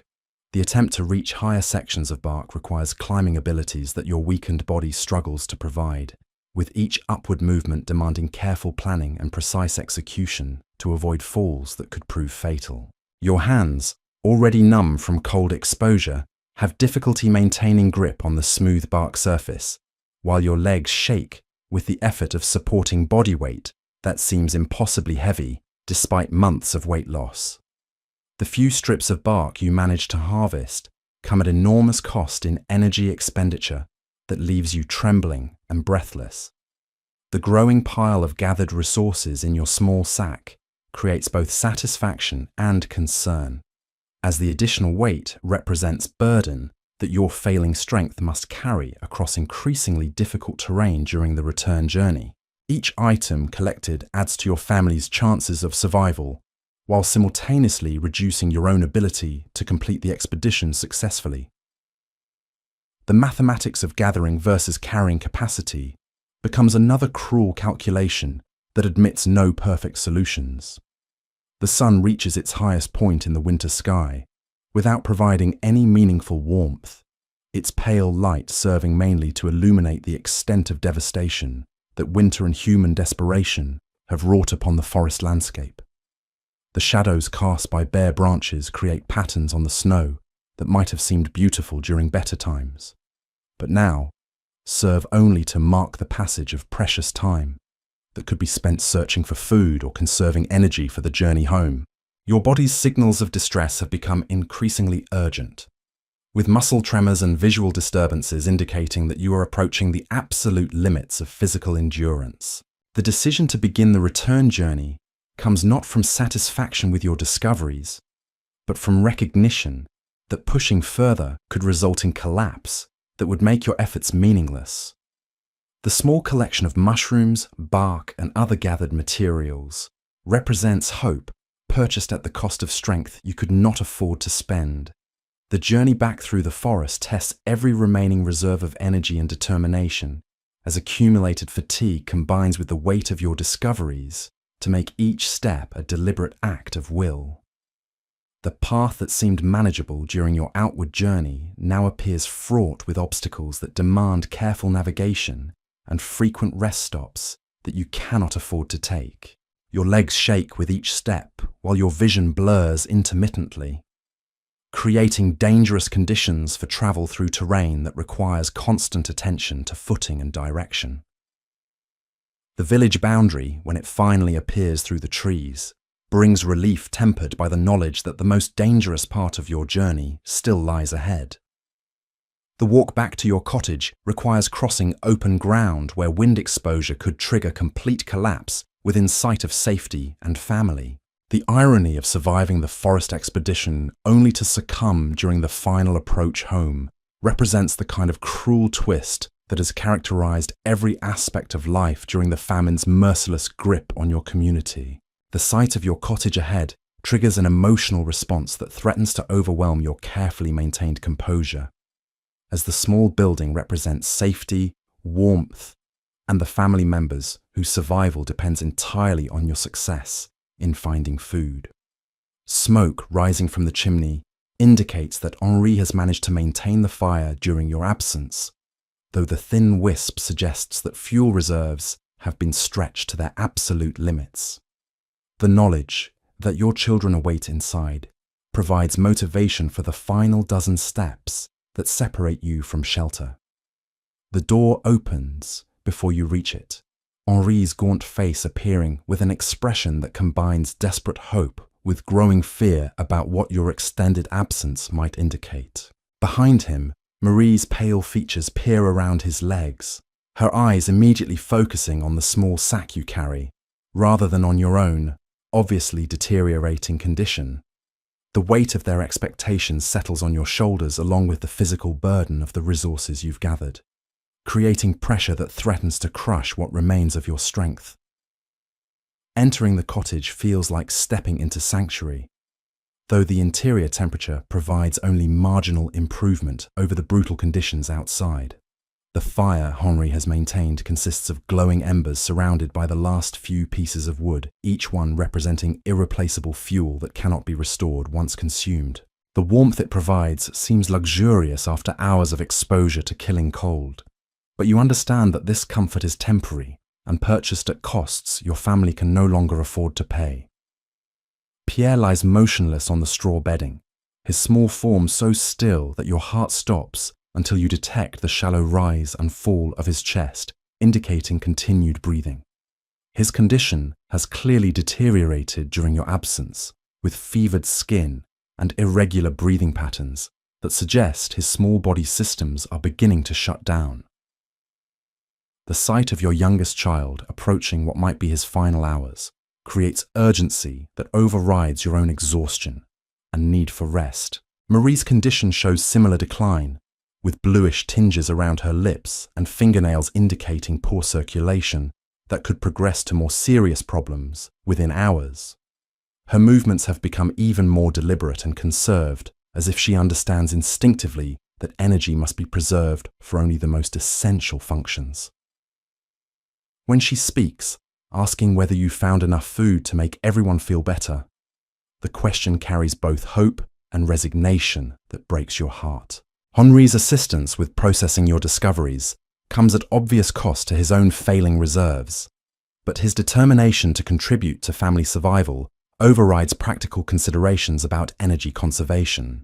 Together, you begin the careful work of preparing mushrooms and bark for cooking, each step requiring attention to detail that ensures maximum nutritional extraction, while avoiding preparation mistakes that could render precious resources inedible or dangerous.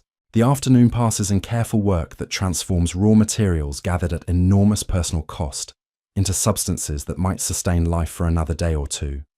The mushrooms require thorough cleaning and careful cooking to eliminate any possibility of toxicity, while the bark needs preparation that removes bitter compounds without destroying whatever nutritional value it might contain. Every step represents knowledge gained through desperate experimentation during previous weeks of famine, techniques that separate survival from death by margins too small to contemplate. The evening meal consists of mushroom soup supplemented with processed bark and the last portions of yesterday's acorn paste, creating a combination that provides both psychological satisfaction and minimal nutrition for 4 people operating on the edge of starvation. The taste bears little resemblance to food as it existed during prosperous times, but the sensation of having something warm and substantial in your stomach creates an illusion of satisfaction that your mind embraces despite your body's continued protests. As darkness settles over the village once again, the sounds of collective suffering echo through the night air with increasing intensity. Somewhere nearby, a child cries weakly before falling silent, while the sound of coughing from neighboring cottages suggests that respiratory problems are becoming increasingly common among survivors whose immune systems have been compromised by months of malnutrition. These nocturnal sounds create a symphony of desperation that serves as constant reminder of how many families share your impossible circumstances. The fire dies to barely glowing embers as Henri adds the last piece of available wood, creating a brief flare of warmth and light before settling into the dim glow that must last through another night of dangerous cold. The fuel situation has reached critical levels that make tomorrow's survival questionable, regardless of food availability, as the human body cannot endure prolonged exposure to freezing temperatures without external heat sources to maintain core temperature. Your own thoughts turn to calculations that have become routine during these desperate weeks. Mental arithmetic that weighs tomorrow's food against the energy required for basic survival functions while factoring in the declining condition of each family member. The mathematics of starvation allow for no optimism, only careful assessment of whether current resources might sustain life long enough for some miraculous change, in circumstances that logic suggests will never come. Pierre's breathing becomes increasingly laboured as the night progresses, with episodes of distress that require constant monitoring and what little comfort your weakened state allows you to provide. His small body burns with fever that could indicate the onset of illness that your family lacks any resources to treat, or it might simply represent his system's final attempt to extract energy from organs and tissues already depleted beyond recovery. Either possibility suggests that tomorrow might bring decisions about his care that no parent should ever face. Marie sleeps fitfully beside her brother, her own condition showing signs of deterioration that mirror Pierre's decline but progress at a slightly slower pace. Her breathing remains steady but shallow, while her skin takes on the waxy quality that indicates her body's systems are beginning to prioritize only the most essential functions. The sight of both children approaching what might be their final hours creates emotional pain that rivals the physical discomfort of starvation. Henri's condition continues its relentless decline, with weakness that makes even basic movements require enormous effort and coordination problems that suggest malnutrition has begun affecting his nervous system. His pulse feels increasingly irregular beneath fingers too numb to provide accurate assessment, while his skin temperature fluctuates between fever and dangerous coolness that indicates his body's inability to maintain stable core temperature. The night stretches ahead like an endurance test that must be survived hour by hour, each moment presenting its own challenges to family members whose reserves have been pushed far beyond sustainable limits. The darkness outside seems more complete than usual, as if winter itself has intensified its assault on the village and its remaining inhabitants. Stars visible through cracks in the shutters appear cold and distant, offering no comfort or guidance for challenges that tomorrow will inevitably bring. Sleep, when it finally comes, offers only temporary escape from the relentless awareness of hunger, cold, and approaching crisis that have become the defining characteristics of existence during the Great Famine's merciless grip on your community. Dreams, if they come at all, blend memories of abundance with current reality in combinations that create more torment than relief, while consciousness returns repeatedly to force confrontation with the impossible situation that tomorrow must somehow be survived, despite all evidence suggesting that survival has become impossible. The cottage settles into its nighttime routine of conservation and endurance, with each family member focused on the basic task of maintaining life through another few hours of darkness that could easily prove to be their last. Outside, the winter wind continues its assault on the village and its dying inhabitants, while inside, 4 people cling to existence through determination alone, hoping against all reason that dawn might bring some change in circumstances that could extend their struggle against starvation for just a few more precious days. Just a few more precious days. Dawn arrives not with hope, but with the crushing realization that your youngest child's breathing has become so shallow, it barely disturbs the frost that has formed on his lips during the night. Pierre's small chest rises and falls in irregular patterns that speak of a body surrendering its fight against starvation, while his skin has taken on the translucent quality that marks the final stages of malnutrition in children. The sight forces you to confront possibilities that no mother should ever contemplate. Decisions that medieval society offers no guidance for when survival itself hangs by threads too fragile to bear examination. The morning assessment reveals deterioration across your entire family that exceeds even your most pessimistic expectations from the previous evening. Marie's condition has progressed to the point where she no longer responds to gentle touches or whispered words, her body conserving what little energy remains for the most basic biological functions. Her breathing continues steadily, but without the depth that suggests conscious awareness, as if she has retreated deep within herself to a place where hunger cannot reach. Henry's attempts to rise from the straw bedding result in immediate collapse, his legs simply unable to support even his drastically reduced body weight. The sight of your husband, once capable of lifting heavy stones and working from dawn to dusk, now unable to achieve basic sitting position, crystallizes the reality that your family has crossed into territory from which return becomes increasingly unlikely with each passing hour. His eyes, when they meet yours, carry the knowledge that his role as protector has been stripped away by forces beyond human control. Your own condition presents challenges that make even the simplest tasks feel like monumental undertakings, requiring careful planning and precise execution. Standing demands multiple attempts, as dizziness threatens to topple you back onto the frozen straw, while walking the few steps across your cottage requires support from walls that feel as unstable as your own balance. The tremor in your hands has intensified to the point where holding objects becomes difficult, creating obstacles for food preparation that could mean the difference between extracting nutrition and wasting precious resources. The cottage's interior temperature has dropped to levels that make the distinction between inside and outside almost meaningless, with frost covering every surface and breath visible in small puffs that dissipate quickly in air too thin to hold warmth. The fire has died completely during the night, leaving behind only cold ashes that mock your family's need for heat, while highlighting the absence of any fuel to revive the flames. Even the minimal protection offered by walls and roof feels inadequate against cold that seems to penetrate every material barrier. The water in your cooking pot has frozen solid once again, creating ice thick enough to require significant effort to break through while risking damage to the vessel itself.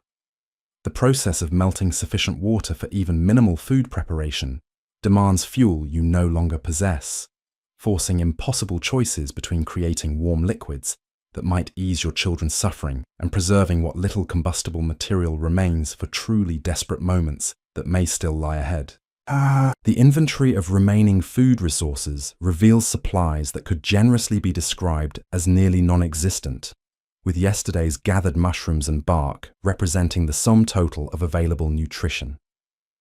The careful rationing calculations that once extended meals across multiple days now struggle to divide meager resources into portions that might sustain life for even a few more hours. The mathematics of survival have been reduced to measuring teaspoons rather than calculating daily requirements.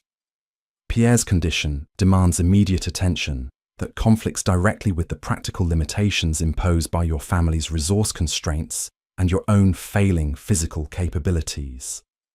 His fever has intensified during the night, creating dangerous dehydration that requires fluids your household cannot provide, while his breathing difficulties suggest complications that medieval medicine offers no treatments for.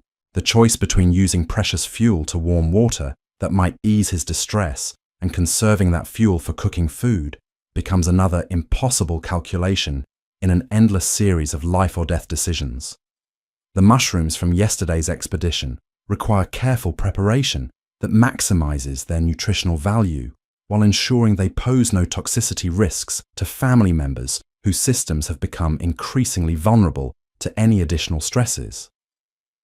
The cleaning process demands clean water you cannot spare and careful inspection that strains eyes weakened by malnutrition, while cooking requires heat sources that exist only in rapidly dwindling supplies of combustible material. Marie's unresponsiveness creates additional complications for food distribution, as determining whether she retains the ability to swallow safely becomes critical to avoiding choking hazards that could prove fatal. The process of testing her reflexes requires gentle stimulation that might rouse her from the protective unconsciousness her body has embraced, potentially forcing her to confront pain and awareness that unconsciousness mercifully blocks. The decision between allowing peaceful withdrawal and attempting to maintain consciousness becomes another cruel choice with no clearly correct answer. Henri's deteriorating condition eliminates any possibility of his assistance with daily survival tasks, transforming him from partner to additional responsibility that strains resources already stretched beyond sustainable limits. His inability to contribute to family welfare weighs on him visibly, creating emotional suffering that compounds the physical distress of starvation while adding psychological burdens to an already impossible situation. The sight of his frustration and helplessness breaks your heart in ways that physical pain cannot match. The decision to venture outside once more in search of additional resources conflicts directly with rational assessment of your own capabilities and the likelihood of successful foraging in conditions that have grown progressively more hostile. Your body's reserves have been depleted to points where even minimal exertion could trigger collapse far from home. Yet remaining inside guarantees that your family will exhaust their final food supplies within hours. The calculation between certain death through inaction and probable death through overexertion admits no comfortable middle ground. The village around your cottage has grown even quieter during the night, with fewer signs of human activity and an increasing number of cottages that show no evidence of continued habitation. Smoke rises from only a handful of chimneys, creating thin wisps that barely disturb the morning air, before dissipating in wind that carries the scent of death and abandonment. The gradual reduction in signs of life tells its own story about how rapidly the community is succumbing to winter's relentless assault. Father Guillaume's morning bell rings with mechanical persistence that seems almost supernatural given the circumstances, though the sound now carries more defiance than invitation to worship.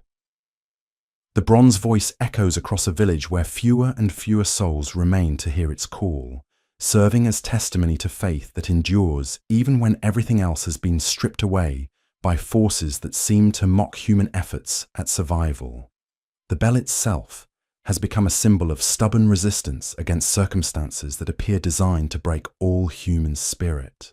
The process of preparing your family's final meal from available resources becomes a ceremony that carries weight beyond its practical purpose, representing perhaps the last act of maternal care you will be able to provide for children whose lives hang by threads too fragile for examination.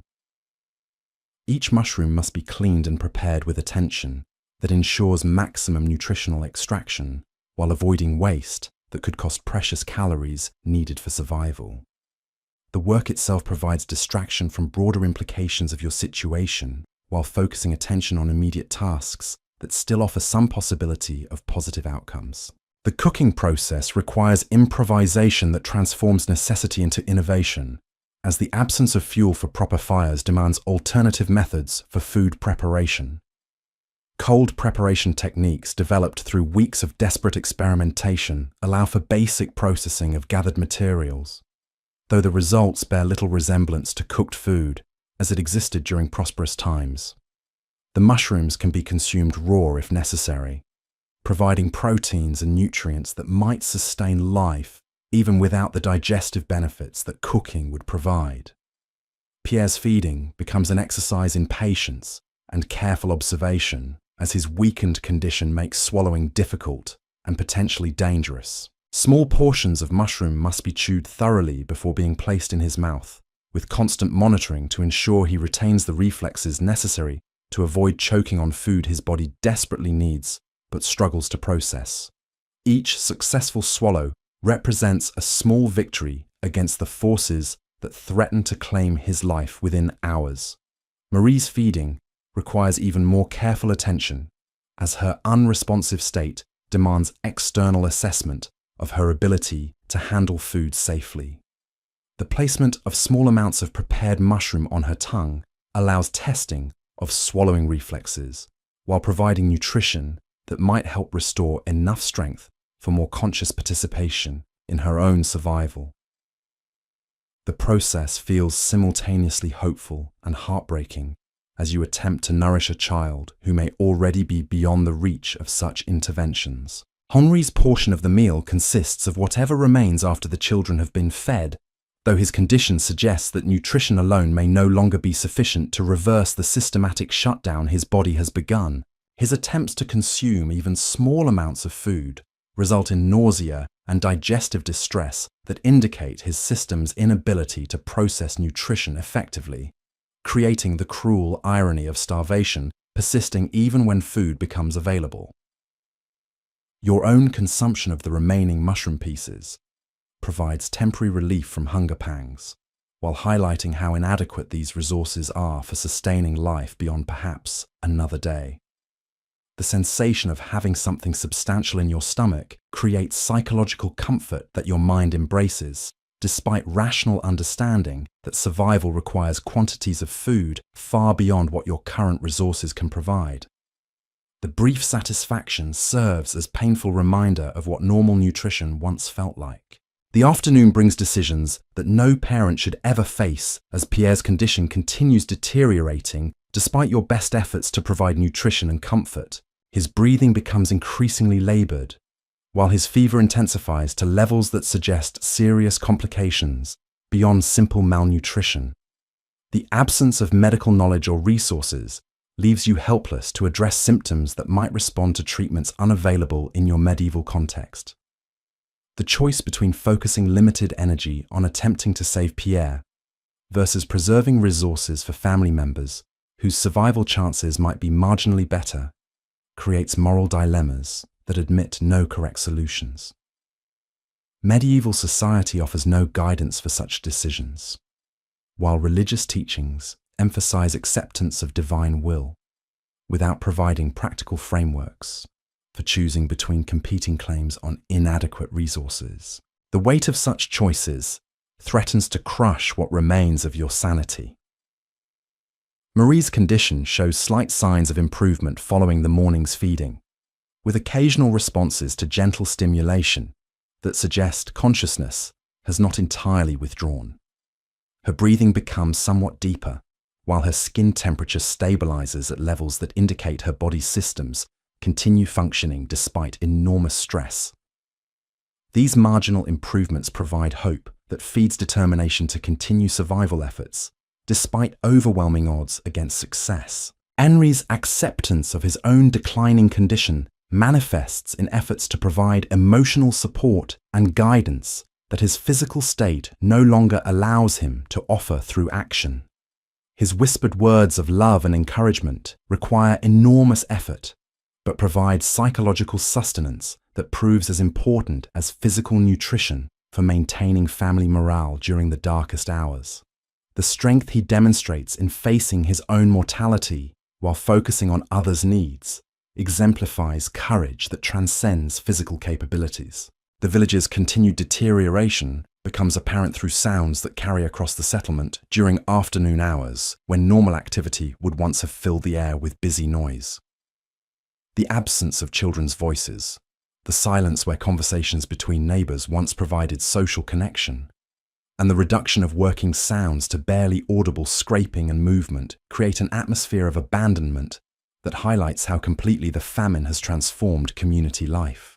The afternoon sun provides light without warmth as it tracks across a sky that seems more distant than usual, its pale illumination serving mainly to highlight the extent of devastation that winter and human desperation have wreaked upon the landscape. The shadows cast by bare trees create patterns that might once have seemed beautiful, but now serve only to mark time's passage during hours when every moment becomes precious beyond calculation. Evening approaches with the promise of another night that must be survived through determination alone, as your family's resources have been reduced to levels that make continued existence depend entirely on willpower and whatever divine intervention might choose to manifest itself. The absence of fuel for fires means facing darkness and cold without external heat sources, while the depletion of food supplies eliminates hope for improving anyone's condition through better nutrition.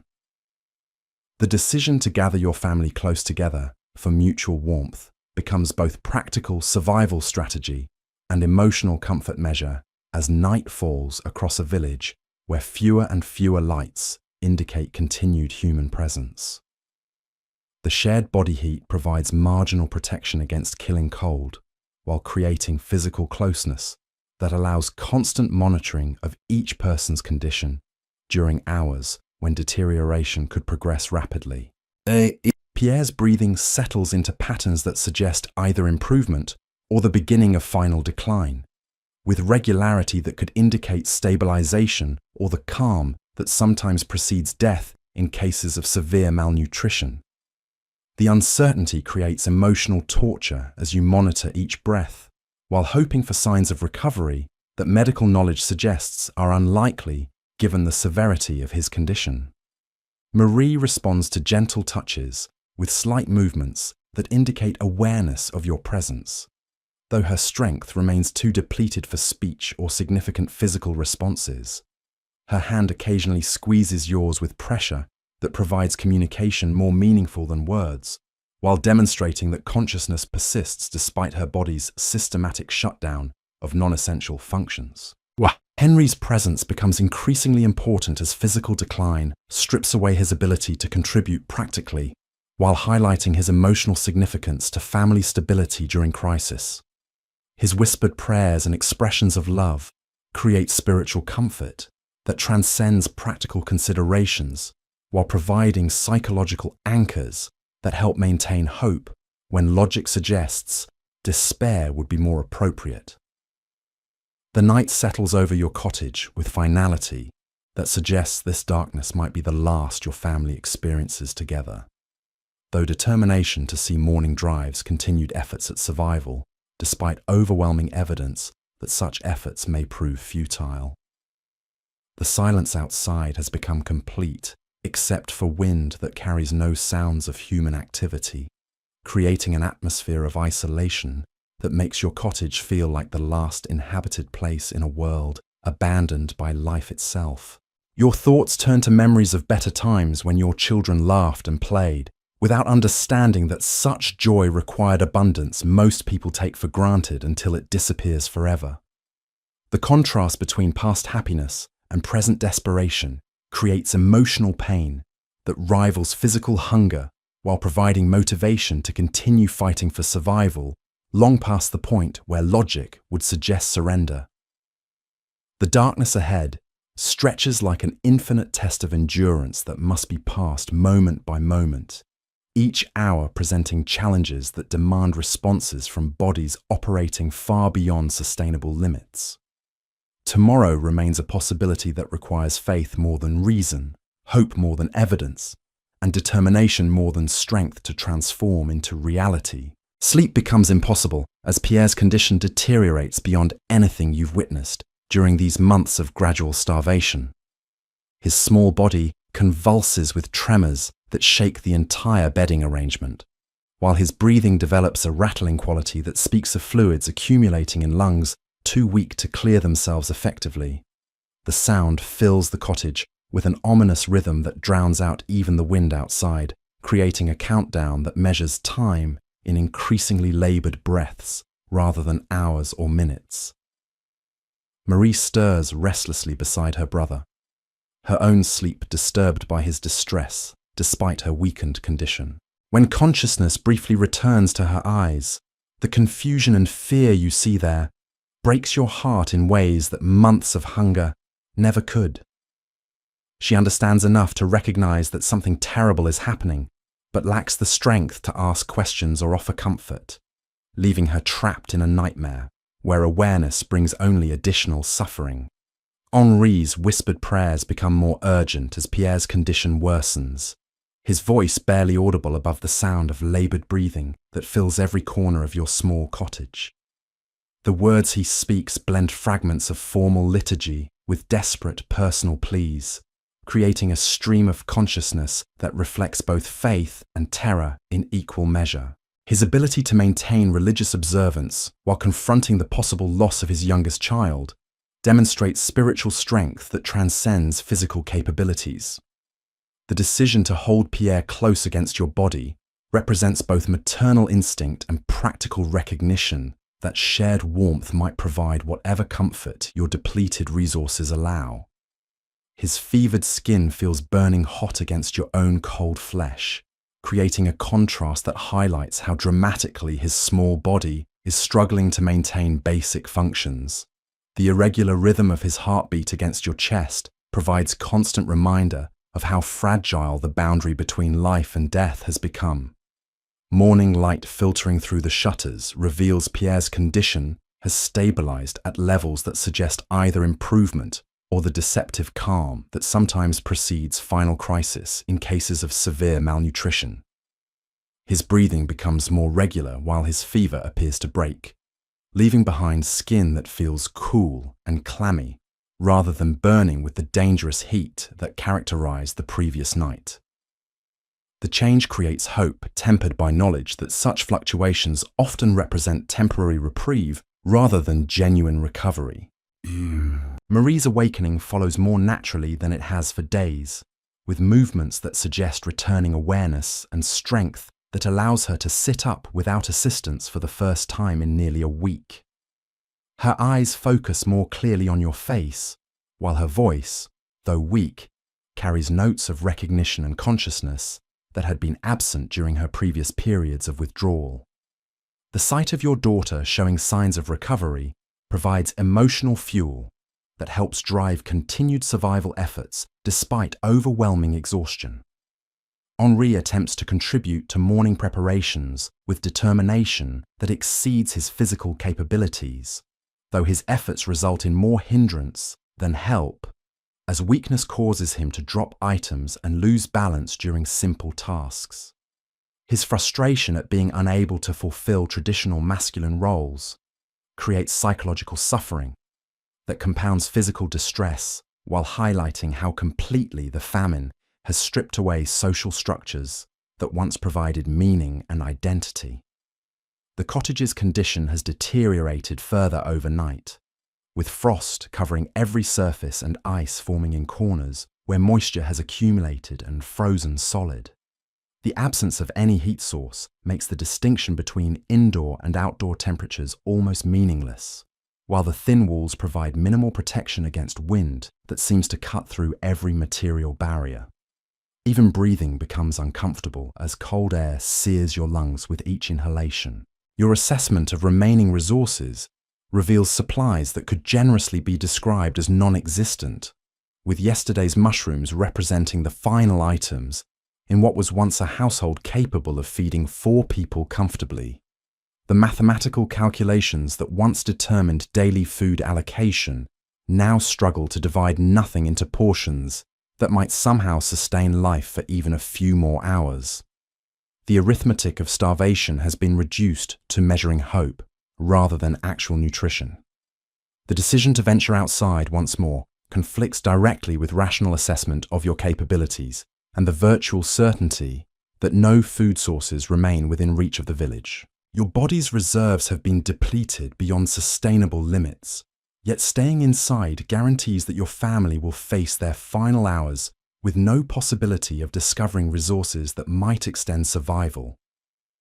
The choice between certain death through inaction and probable death through overexertion represents another impossible calculation in an endless series of life or death decisions. The village outside your cottage has grown quieter still, with smoke rising from only 2 or 3 chimneys in the entire settlement.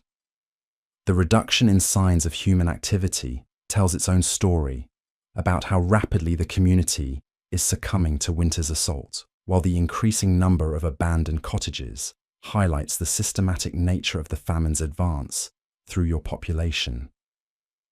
Even the church bell's morning call seems fainter, as if Father Guillaume himself lacks the strength to ring it with his usual vigour. The forest beyond the village boundaries beckons with whatever slim possibilities might remain among trees that have been stripped and searched repeatedly by increasingly desperate hands.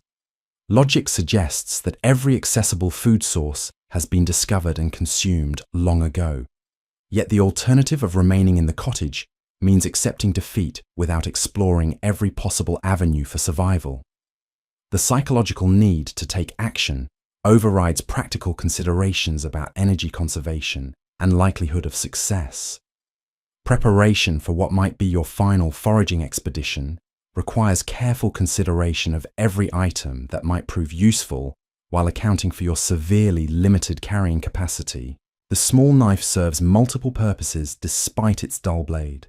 while the gathering sack could hold whatever treasures fortune might provide, though expectations must be calibrated to match reality rather than hope. Each item selected represents weight that your failing body must transport across difficult terrain during a journey that demands more strength than you possess. The process of leaving your family becomes increasingly difficult as their conditions worsen and your own capabilities decline. Pierre's improved breathing provides some comfort, but his overall weakness suggests that consciousness could fade again at any moment. Marie's returning awareness creates both joy and additional worry, as her lucid moments make her more aware of hunger and discomfort that unconsciousness had mercifully blocked. Henri's acceptance of his inability to provide protection or assistance weighs heavily on his spirit, while adding emotional burdens to an already overwhelming situation. The first steps outside confirm your worst fears about the day's conditions, with wind so intense it threatens to knock you down before you've travelled even a few yards from your cottage door.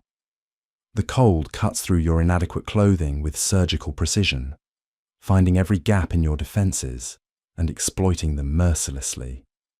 Each breath burns your lungs, while your wrapped feet immediately begin losing sensation against frozen ground that offers no mercy to weakened bodies. The path toward the forest presents obstacles that would have seemed trivial during healthier times, but now loom like insurmountable barriers, requiring careful navigation and constant attention to balance and coordination. Snow drifts have grown deeper overnight, creating hazards that could trap you in positions where escape becomes impossible for someone operating with minimal energy reserves. The distance that once seemed negligible now appears to stretch endlessly ahead, each step demanding deliberate effort and precise calculation.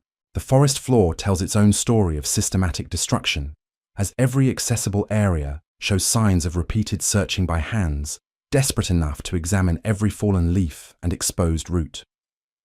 Trees bear scars from bark harvesting that extends to heights requiring dangerous climbing, while the ground has been churned and disturbed until it resembles a battlefield more than natural woodland.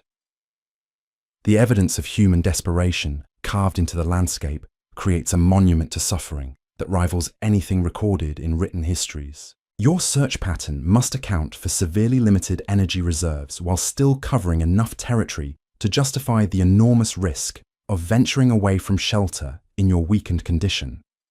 Each potential food source requires evaluation that balances energy expenditure against probable nutritional return, with decisions made quickly to avoid wasting strength on prolonged examination of unlikely prospects.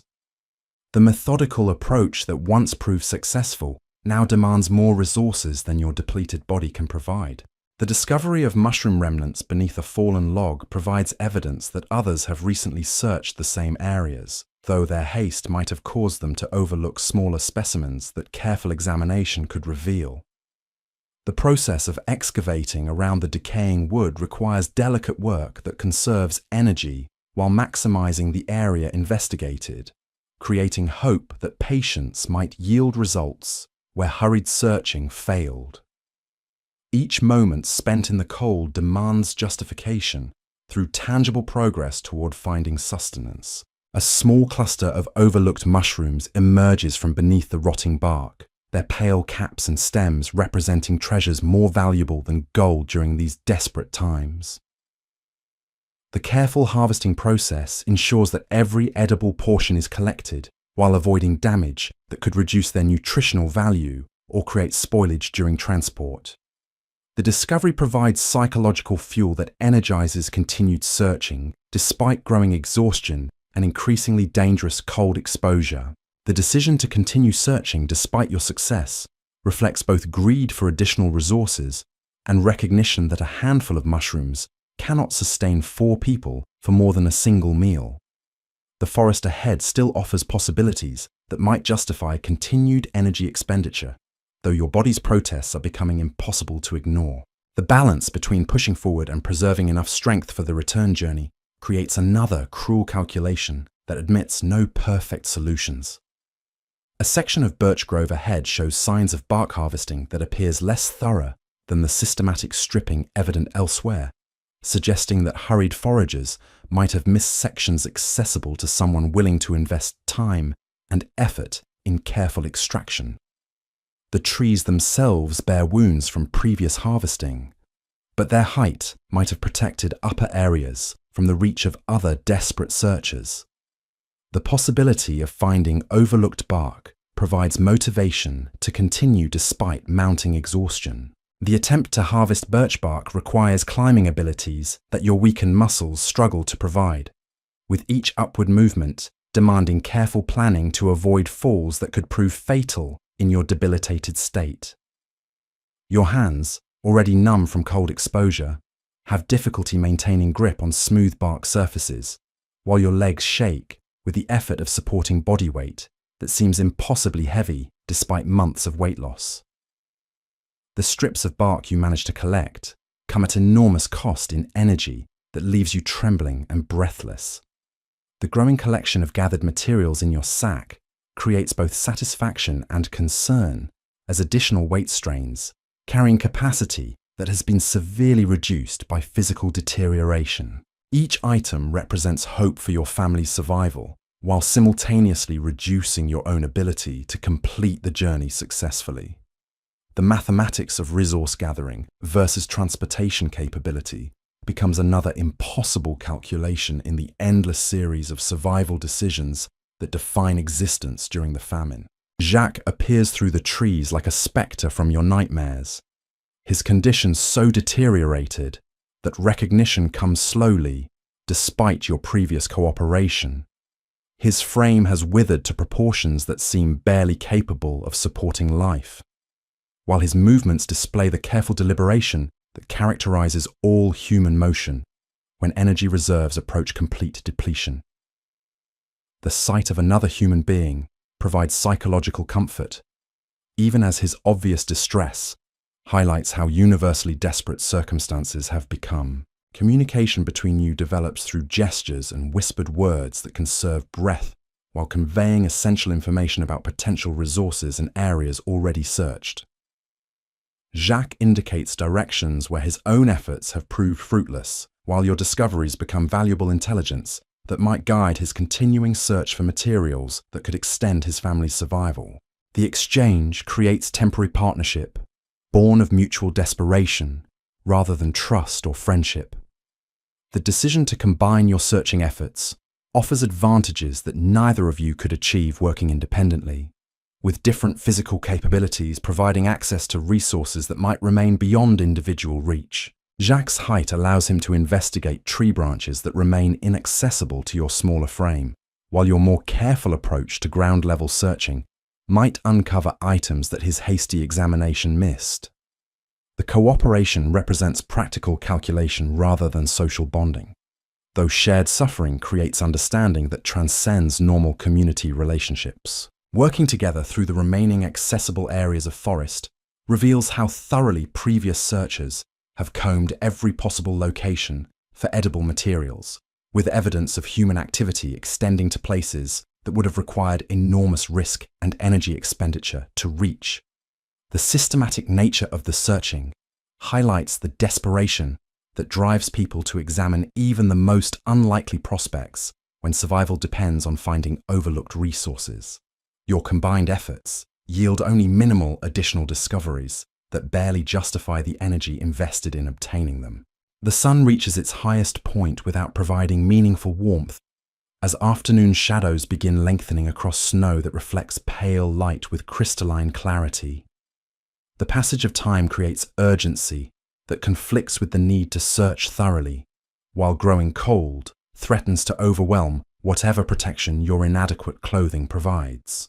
The decision of when to begin the return journey becomes critical, as delayed departure could result in darkness falling before you reach safety. Jacques' condition deteriorates visibly as the afternoon progresses, with stumbling episodes that suggest his energy reserves are approaching complete exhaustion. His breathing becomes increasingly labored, while his coordination problems create safety concerns for continued forest travel in conditions that demand precise navigation through difficult terrain. The sight of his decline provides sobering preview of your own approaching limitations, while highlighting the narrow margin between successful foraging and fatal overexertion. The division of your combined discoveries requires negotiation that balances fairness against practical considerations of family size and immediate survival needs. The small quantity of materials gathered barely provides enough nutrition for one family, let alone two, creating moral dilemmas about resource allocation that admit no satisfactory solutions. The agreement you reach gives each family approximately equal shares, while acknowledging that neither household possesses sufficient food to guarantee survival beyond another day or two. Your parting from Jacques carries the weight of finality, as both of you understand that future cooperation becomes unlikely if current resources fail to sustain life through the coming night. The brief partnership created by mutual desperation dissolves back into individual struggle for survival as each family faces their own calculations about how to maximize whatever slim advantages their gathered materials might provide. The temporary alliance represents one of the few positive human interactions that the famine's brutal circumstances have allowed. The journey back through the forest tests every remaining reserve of strength and determination as accumulated fatigue combines with the weight of your discoveries to make movement feel like pushing through thick mud that resists every step.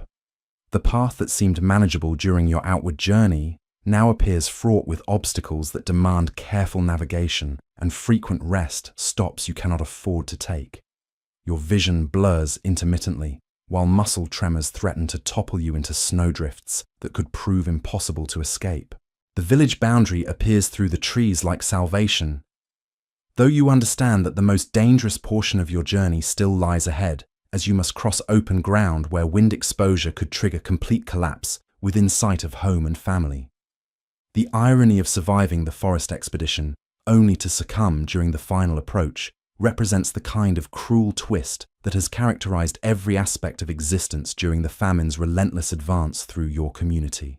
The sight of your cottage ahead triggers emotional responses that threaten to overwhelm the careful composure you've maintained throughout the day's ordeal.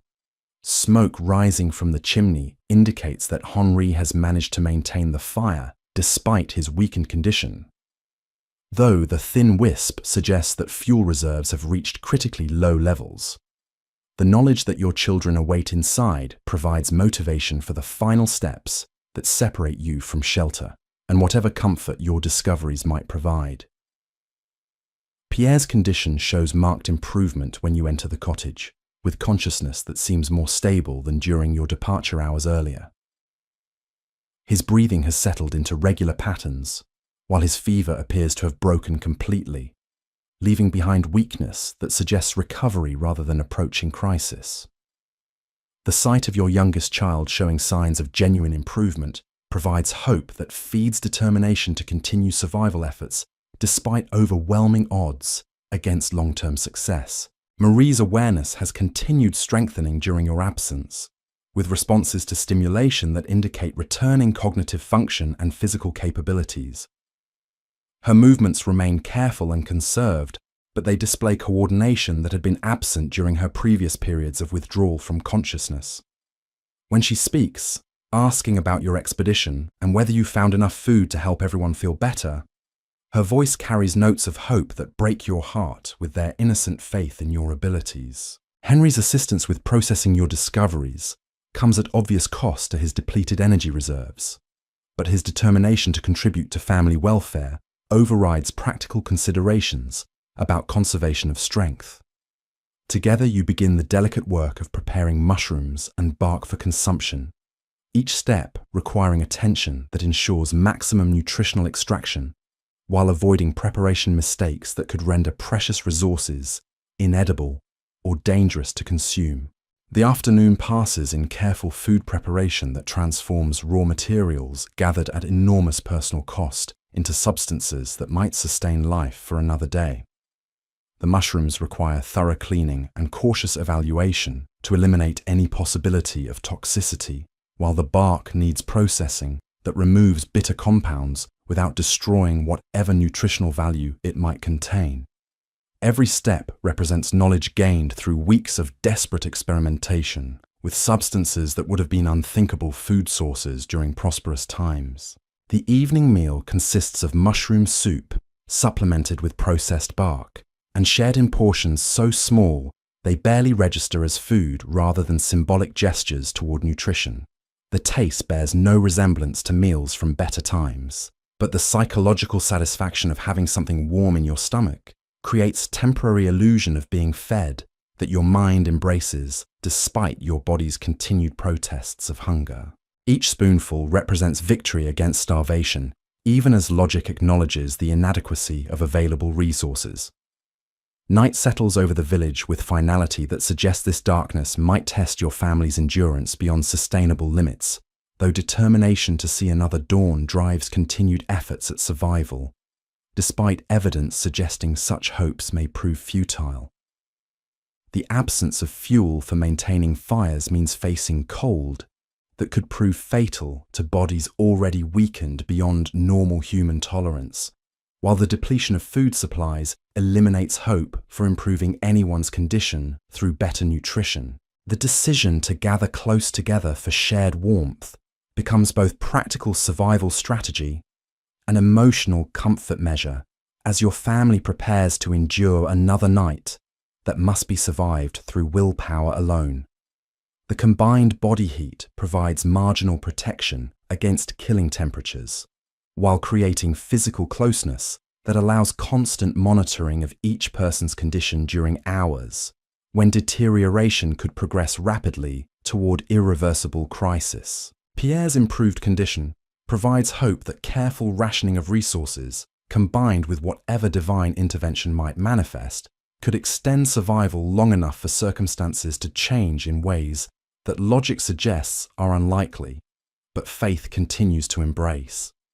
His breathing remains steady while his fever stays broken, creating stability that allows focus on other family members whose conditions require different forms of attention and care. Marie's returning strength manifests in ability to participate more actively in family interactions while maintaining awareness that extends beyond simple biological functioning toward genuine consciousness and communication. Her questions about tomorrow and whether spring might bring relief from winter's assault demonstrate cognitive recovery that provides psychological sustenance as important as physical nutrition for maintaining hope during the darkest hours. Henry's presence becomes increasingly significant as his physical decline strips away practical contributions while highlighting his emotional importance to family stability during crisis. His whispered prayers and expressions of love create spiritual comfort that transcends material considerations while providing psychological anchors that help maintain determination when surrender would seem more rational than continued struggle. The cottage settles into nighttime routine of conservation and endurance as 4 people cling to existence through determination alone, hoping against evidence that morning might bring changes in circumstances that could extend their fight against starvation for precious additional time. Outside, winter wind continues its assault on the village and its remaining inhabitants, while inside, love and stubborn refusal to surrender provide fuel for survival that operates beyond rational calculation of odds or resources. The morning brings news that changes everything. Through the bitter wind, you hear voices carrying across the frozen village, voices that shouldn't exist in a place where most have already fallen silent. Jacques appears at your door, his skeletal frame trembling, not just from cold, but from excitement that seems impossible given the circumstances. Behind him, widow Agnès shuffles forward, her face bearing an expression you haven't seen in months. Hope. The words they speak feel like hallucinations born of starvation-addled minds. A merchant's wagon has been spotted on the road leading to the village, moving slowly through snowdrifts but definitely approaching. The impossibility of such news wars, with desperate need to believe, creating cognitive dissonance that threatens to shatter what remains of your sanity. Merchants haven't travelled these roads since early autumn, when the first signs of crop failure made trade unprofitable and dangerous. Yet Jacques insists he witnessed the wagon himself, pulled by 2 oxen that moved with the deliberate pace of beasts, carrying heavy loads rather than the frantic desperation of creatures fleeing starvation. The description includes details too specific to be fabricated by minds operating on the edge of delirium. Wooden wheels reinforced with iron bands, canvas coverings that suggest protection for valuable cargo, and most importantly, the steady progress that indicates purposeful journey rather than random wandering. Agnes confirms the sighting from her own vantage point near the village well, adding observations about the merchant's apparent health and the presence of what appeared to be guards accompanying the wagon. The idea that healthy, well-fed people might voluntarily enter your plague-stricken community seems absurd, yet the consistency of their reports creates trembling possibility that salvation might approach in forms too miraculous to contemplate rationally. Henri attempts to rise from his bedding with urgency that exceeds his physical capabilities, driven by hope that overrides practical limitations imposed by months of malnutrition.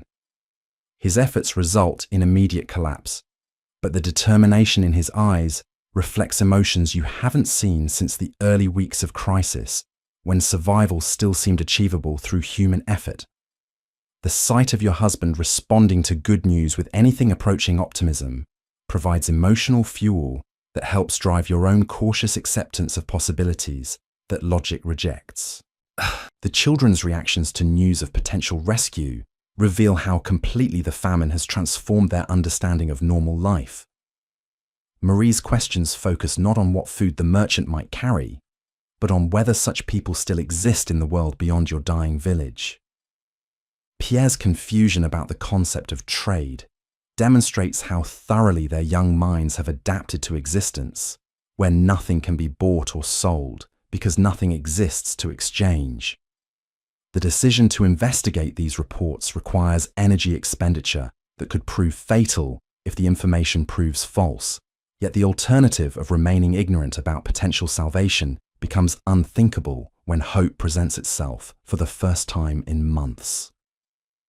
Your weakened condition makes even short journeys dangerous, but the possibility that relief might arrive demands verification regardless of personal risk involved in seeking confirmation.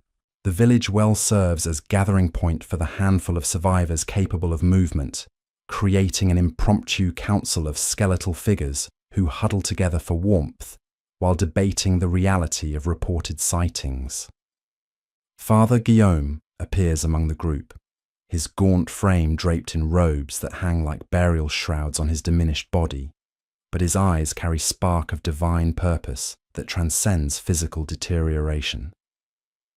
The priest's presence lends credibility to reports that might otherwise be dismissed as starvation-induced hallucinations, as his years of spiritual discipline provide foundation for distinguishing between genuine revelation and desperate fantasy.